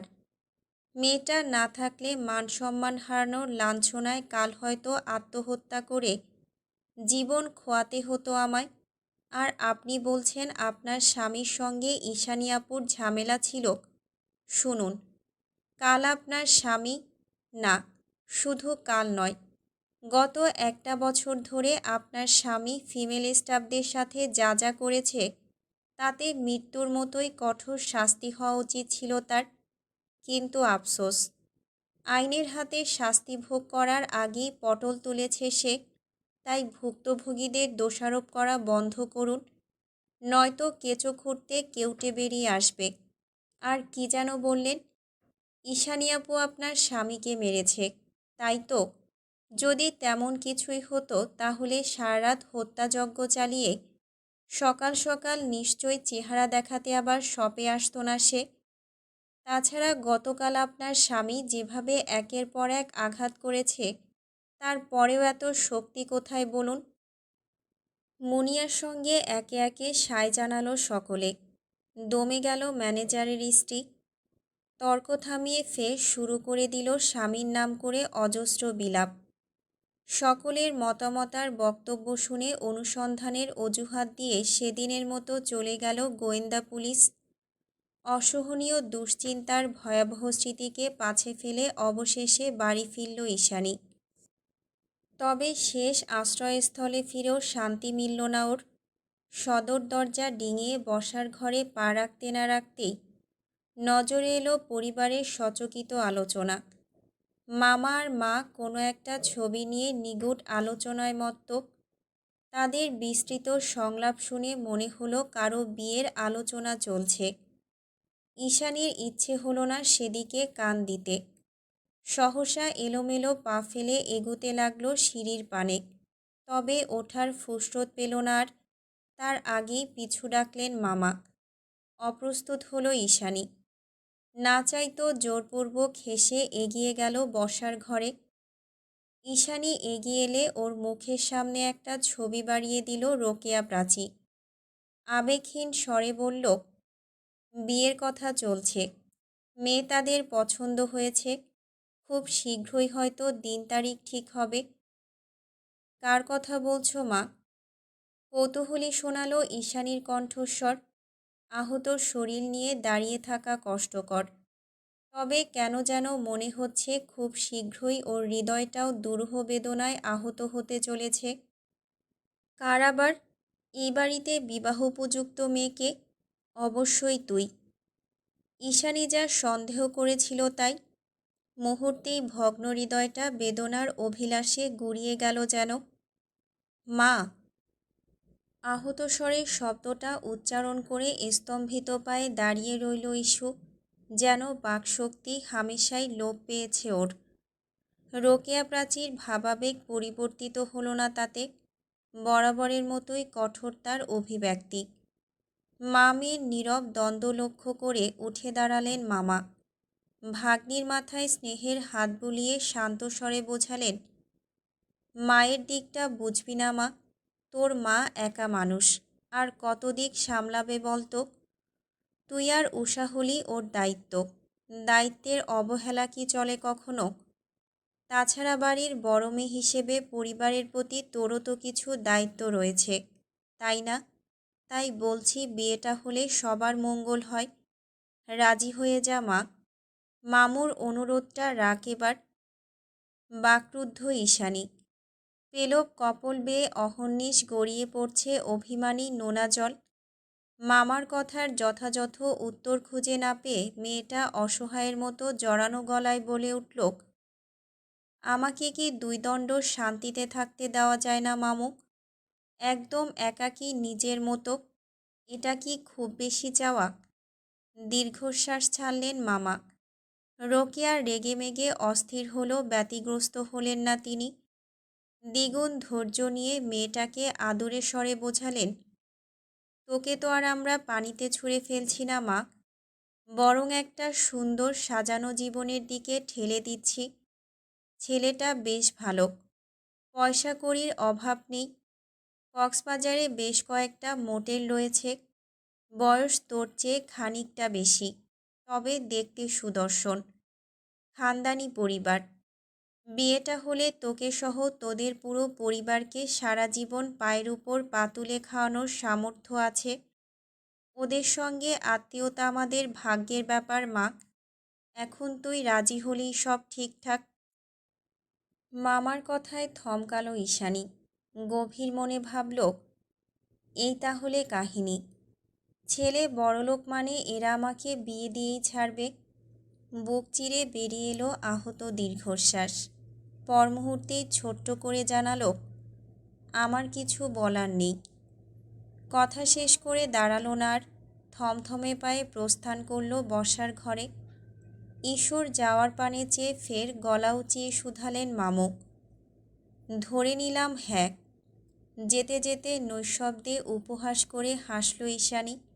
মনে মনে আওড়ালো, যেন আমার সম্মতি দিয়ে আদৌ কিছু যায় আসে। তারপর বিয়েটা ভাঙল কি করে?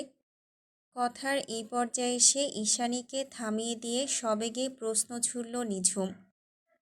বাড়ির কাছাকাছি ল্যাম্পপোস্টটা নিয়ন আলো ছড়াচ্ছে, মানুষজনের আনাগোনা নগণ্য। অথচ স্ট্রিট লাইটের নিচের বেঞ্চিটাতে হঠাৎ মনে হলো কেউ বসা। আনমনা চাহনি গায়েব হলো ঈশ্বর। সচকিত হয়ে ছোট ছোট চোখ করে সেদিকে তীক্ষ্ণ দৃষ্টি ছুড়ল এক পল। কই না, কেউ নাই তো। ইদানিং একটু বেশি ভাবি আমি। ধুর, কি হলো বল না, বিয়েটা ভাঙল কি করে? ফের নিঝুমের কথায় কর্ণপাত করে ঈশানী। জানায়, বিয়ে ভাঙেনি তো। বিয়ের আগের রাতে ছেলের পুরো বাড়িসহ জ্বালিয়ে দিয়েছে কেউ। চোখ কপালে উঠে গেল নিঝুমের। ভয়াতুর স্বরে শুধালো, কি বলিস? ঠিক আছে তো ওনারা? হুম, কেউ বাঁচেনি।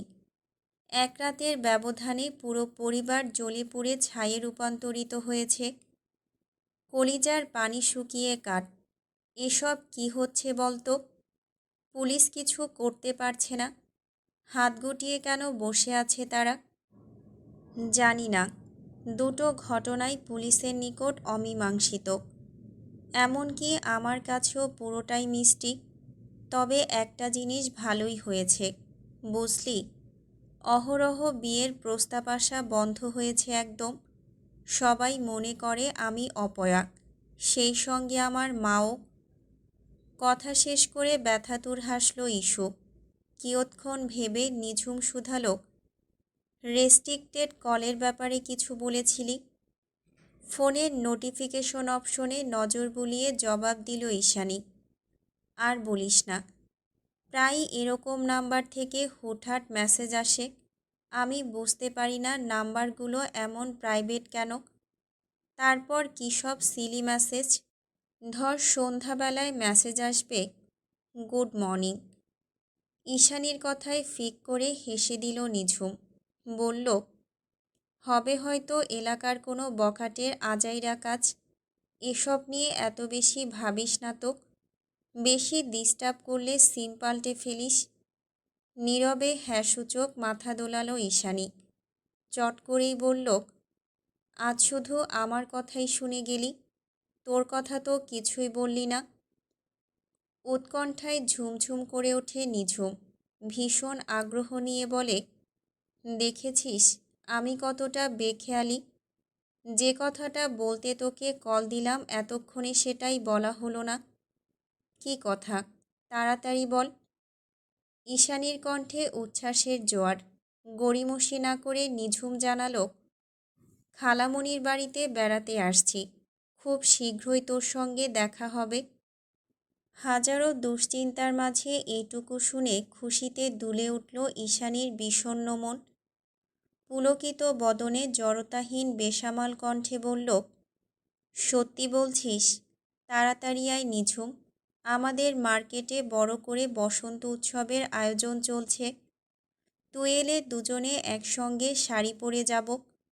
নীরব হাসিতে প্রসারিত হলো নিঝুমের পেলো পোষ্ঠাধর। ছোট্ট করে জানালো, আচ্ছা যাব। কথা বলতে বলতে অবশেষে বাড়ির গেটে প্রবেশ করে ঈশানী। মেয়েটা বাড়িতে প্রবেশ করার সঙ্গে সঙ্গে আঁধারের মাঝ থেকে কুয়াশার বুক চিরে নিঃশব্দে বেরিয়ে আসে কালো পোশাকধারী এক ঝাপসা অব্যয়। নীলাম্বরী যতদূর এগোয় ততদূর অবধি গভীর দৃষ্টিতে পরখ করে সে। অতপর কানের এয়ারপড সচল করে গমগমে আওয়াজে কাউকে আশ্বস্ত করে জানায়, শি ইজ টোটালি সেফ নাও। রুমে ফিরে সব কাজ বাদ দিয়ে আগে সিকিউরিটি ক্যামেরাগুলো ঠিকঠাক করতে ব্যস্ত হয়ে পড়ে ঈশানী। মনে মনে ভাবে, একজন ইলেকট্রিশিয়ান আনালে বোধহয় বেশি ভালো হতো। ওদিকে ঈশানীর সব ছেলেমানুষি কর্মকাণ্ডগুলো একদৃষ্টে গভীর নয়নে পরখ করতে করতে রাশভারী আওয়াজে বিড়বিড়ালো অন্য একজন, তুমি আমাকে খোঁজার জন্য যে সিকিউরিটি ক্যামেরা লাগাচ্ছ, সেই সিকিউরিটি কোম্পানি ওন করি আমি। How silly Sakura. এক হাতে হুইস্কির গ্লাস আর অন্য হাতে পুরুষালী অভ্যেসবশত চিবুকে আঙুল বোলাতে বোলাতে নির্লিপ্তে ল্যাপটপ স্ক্রিনে দৃষ্টিপাত করে আছে এরিস। আজকাল এটা ওর সকল ব্যস্ততার ঊর্ধ্বে। ঈশানী গন্তব্যে না থাকলে প্রিভিউ ভিডিওগুলো অযথাই টেনে টেনে দেখতে থাকে বারবার। আর যদি বাড়িতে থাকে তখন শত ব্যস্ততার মাঝেও কানে এয়ারপড লাগিয়ে হাতের অ্যাপেল ওয়াচের দিকে নজর রাখে সর্বক্ষণ। মিটিং, ডিল, মাফিয়া, রিউনিয়ন যে কোনো কিছুতেই এরিসের দৃষ্টি থাকে অ্যাপেল ওয়াচে নিবদ্ধ। আজকাল ঈশানীকে কোনোরূপ প্রাইভেসি দেওয়ার প্রয়োজন অনুভব করে না এরিস। সেটা যে কোনো অপ্রীতিকর দৃশ্যই হোক না কেন, বিন্দু পরিমাণ দ্বিধাবোধ না করেই সবটা নিগুড় দর্শনে গ্রাস করে মাফিয়া বস। কোনো এক অযাচিত কারণে ও মনে করে এটা একান্তই ওর প্রাপ্য। আর যেটা এরিসের সেটার ভাগও পৃথিবীর কাউকে দেয় না, কাউকেই না। সিকিউরিটি। তখন থেকে একই শব্দ বলে যাচ্ছে এরিস। ওর এই ভাবলেশহীন মুখাব্যয় দেখে কপাল বেঁকে গেল তুষারের। সে পাইথন লিডারের উপর প্রচণ্ড বিরক্ত হয়ে বলল, হ্যাঁ, সিকিউরিটি। তখন থেকে এটাই বলে যাচ্ছি আপনাকে। তুষারের কর্কশ আওয়াজে সম্বিত ফিরে পায় এরিস। গম্ভীর স্বরে বলে, আহ, আই হেট নয়েজ। কি হয়েছে সিকিউরিটির? সেই কখন থেকে বলে যাচ্ছি আমাদের বাংলাদেশি সিকিউরিটি কোম্পানির নতুন কিছু প্রোডাক্ট লঞ্চ হচ্ছে আগামী মাসেই। মার্কেটিংয়ের জন্য একজন মডেল হায়ার করা হয়েছে, ইন্টারন্যাশনাল মডেল, তবে বাংলাদেশি বংশোদ্ভূত। দেখতেও বেশ সুদর্শন, নাম মাহিন বেঞ্জামিন। কিন্তু আপনি তো কানেই নিচ্ছেন না। কি বেঞ্জামিন বললে? মাহিন বেঞ্জামিন। তৎক্ষণাৎ মনে পড়ে যায় ইরিসের এই নামটা। এক্স্যাক্ট এই নামটাই ঈশানীর মুখে শুনেছিল। সে কি প্রশংসা! এখনও মনে পড়লে মস্তিষ্কে দাউ দাউ করে আগুন ধরে যায় ওর। বায়োডাটা দেখি।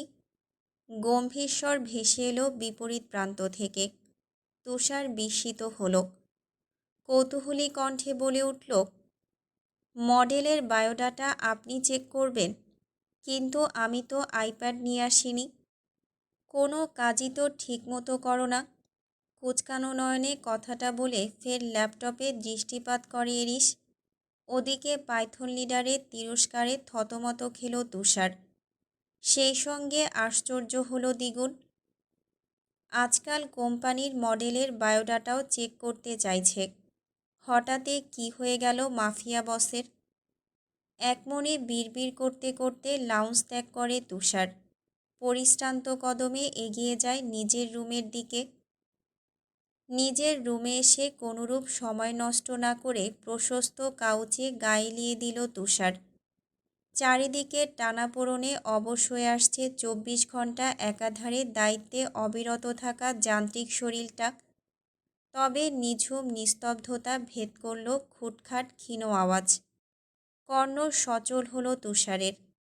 নিমিষে অক্ষিপট খুলে চোখ বোলালো ঘরের চারিদিকে। দেখল কাবাডের সম্মুখে দাঁড়িয়ে আছে রুশকন্যা ফ্লোরা। সম্পূর্ণ মনোযোগ স্থির রেখে নির্লিপ্তে জামাকাপড় গোছাচ্ছে সে। চিরাচরিত ফিনফিনে ফ্রকার অ্যাপ্রনে মারাত্মক স্নিগ্ধ লাগছে তাকে। বাঁধনহারা সর্পিল কেশ জুড়ে খেলা করছে ঈষৎ রক্তিমাভা। শীর্ণকায় শরীরের প্রতিটা গঠন ধনুকের মতোই সুস্পষ্ট আর আকর্ষণীয়। তেলক মুখশ্রীতে অকৃত্রিম গোলাপি আভা, যেন গাছ থেকে পেরে আনা তরতাজা সুমিষ্ট পাকা ফল। তুষারের ভাবনার মাঝেই হাতের কাজ সম্পন্ন করে এদিকে ঘোরার জন্য উদ্যত হলো ফ্লোরা। তৎক্ষণাৎ বাদসাধে তুষার।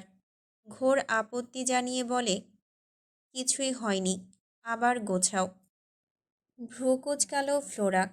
এতক্ষণ ধরে পরিশ্রম করে পুরো কাবাড গোছানোর পর বলছে কিছুই হয়নি। আজব মানুষ। কেন যেন কথা বাড়াতে ইচ্ছে হলো না মোটেই। তাই তুষারের পানে বিরক্তিকর দৃষ্টি নিক্ষেপ করে ফের কাবাড গোছাতে আরম্ভ করল মেয়েটা। পুনরায় ঘর জুড়ে নেমে এলো বিরস নিস্তব্ধতা। তুষার চেয়ে রইল শুধু। দ্বিতীয়বারের মতো গোছানোর কাজ শেষ করে ওর দিকে চেয়ে গভীর কণ্ঠে প্রশ্ন ছুড়ল ফ্লোরা, এবার হয়েছে? না হলে নিজে করে নিন, আমি আর পারবো না। বেখেয়ালে কাবাডের দিকে একপল দৃষ্টিপাত করল তুষার। অতপর ছোট্ট করে জানালো, ঠিক আছে। ফ্লোরা চলেই যাচ্ছিল। তার আগেই পিছু ডাকে তুষার। তপ্তস্বরে জিজ্ঞেস করে, এত অভিমান কেন তোমার? সেই কবে থেকে মুখ ফুলিয়ে আছো? ঘাড় ফিরিয়ে প্রত্যুত্তর করল ফ্লোরা। তাচ্ছিল্য করে হেসে বলল, আপনি হলেন Russian gangster, man power of Bratva. আপনার সঙ্গে অভিমান করার অধিকার কোথায় আমার? অভিব্যক্তিহীন তুষার। প্রগাঢ় তমসায় ছেয়ে গিয়েছে ওর স্তব্ধ মুখমণ্ডল। চোখের মাঝে একাকাশ বিষণ্ণতা ধরে রেখে জবাব দিল শুধু, অথচ আমার মনে হয় তোমার যতটুকু আছে তার ন্যূনতম অংশটুকু পৃথিবীর অন্য কারোর নেই। কি বললেন? বুঝিনি। বুঝতে হবে না, এখন যেতে পারো। রাগ হলো ফ্লোরার। একে তো সোজা কথা সোজাভাবে বলে না, তার উপর মুখের সামনে ঠাস করে বলে দেয়, যেতে পারো। আবারও ভেতর ভেতর অভিমানে হুহু করে ওঠে ওর নাজুক বক্ষপিঞ্জর। অথচ সামনাসামনি বিরক্তির স্বরে ঝাঁঝিয়ে উঠে বলে, যাচ্ছি। ফ্লোরা চলেই যাচ্ছিল। ফের পিছু ডাকে তুষার। নীরের স্বরে বলে, লাইটটা অফ করে যেও। আধুনিক সিস্টেম। মুখে বললেই অটোমেটিক অফ হয়ে যায় লাইট। তবুও অহেতুক ফ্লোরাকে পেরেশানি দেওয়ার কি মানে আছে জানা নেই ওর। অগত্যা বিরক্ত বোধ করল মেয়েটা। ধারালো স্বরে বলল, আমাকে এত জ্বালাতন করেন কেন আপনি? কোনো কারণ নেই, স্রেফ অভ্যেস। বউকে গিয়ে করুন, সে সব অভ্যেস সহ্য করুক, আমি পারবো না। আমি এই জীবনে বিয়ে করব না, তাই বলে কি আমার অভ্যেস চালু রাখার জন্য কোনো মানুষ থাকবে না? এটা কি যৌক্তিক? তুমিই বলো। থাকুন আপনি আপনার যুক্তি নিয়ে, আমি গেলাম। তেতস্বরে কথাগুলো বলে গটগটিয়ে বেরিয়ে গেল ফ্লোরা। ওদিকে ফ্লোরা চলে যেতেই আড়ালে দীর্ঘশ্বাস ছেড়ে কপালে বাহু ঠেকিয়ে নীরবে চোখ বুজল তুষার। অতিবাহিত হলো খানিকক্ষণ। কয়েক মুহূর্ত বাদেই পা টিপে টিপে ফিরে এলো ফ্লোরা। ঘুমন্ত তুষারের গলা থেকে টাইটা ঢিলে করে দিল সাবধানে। অতপর পা থেকে জুতো জোড়া খুলে শরীরে চড়িয়ে দিল উষ্ণ চাদর। যাওয়ার আগে লাইটটা অফ করে দিয়ে ব্যথাতুর আওয়াজে রিনরি নিয়ে বলল, গুড নাইট। ফ্লোরা চলে গেলে অন্ধকারের মাঝে মৃদু হেসে নির্বিঘ্নে ঠোঁট নাড়ালো তুষার, যার শাব্দিক অর্থ দাঁড়ায় গুড নাইট।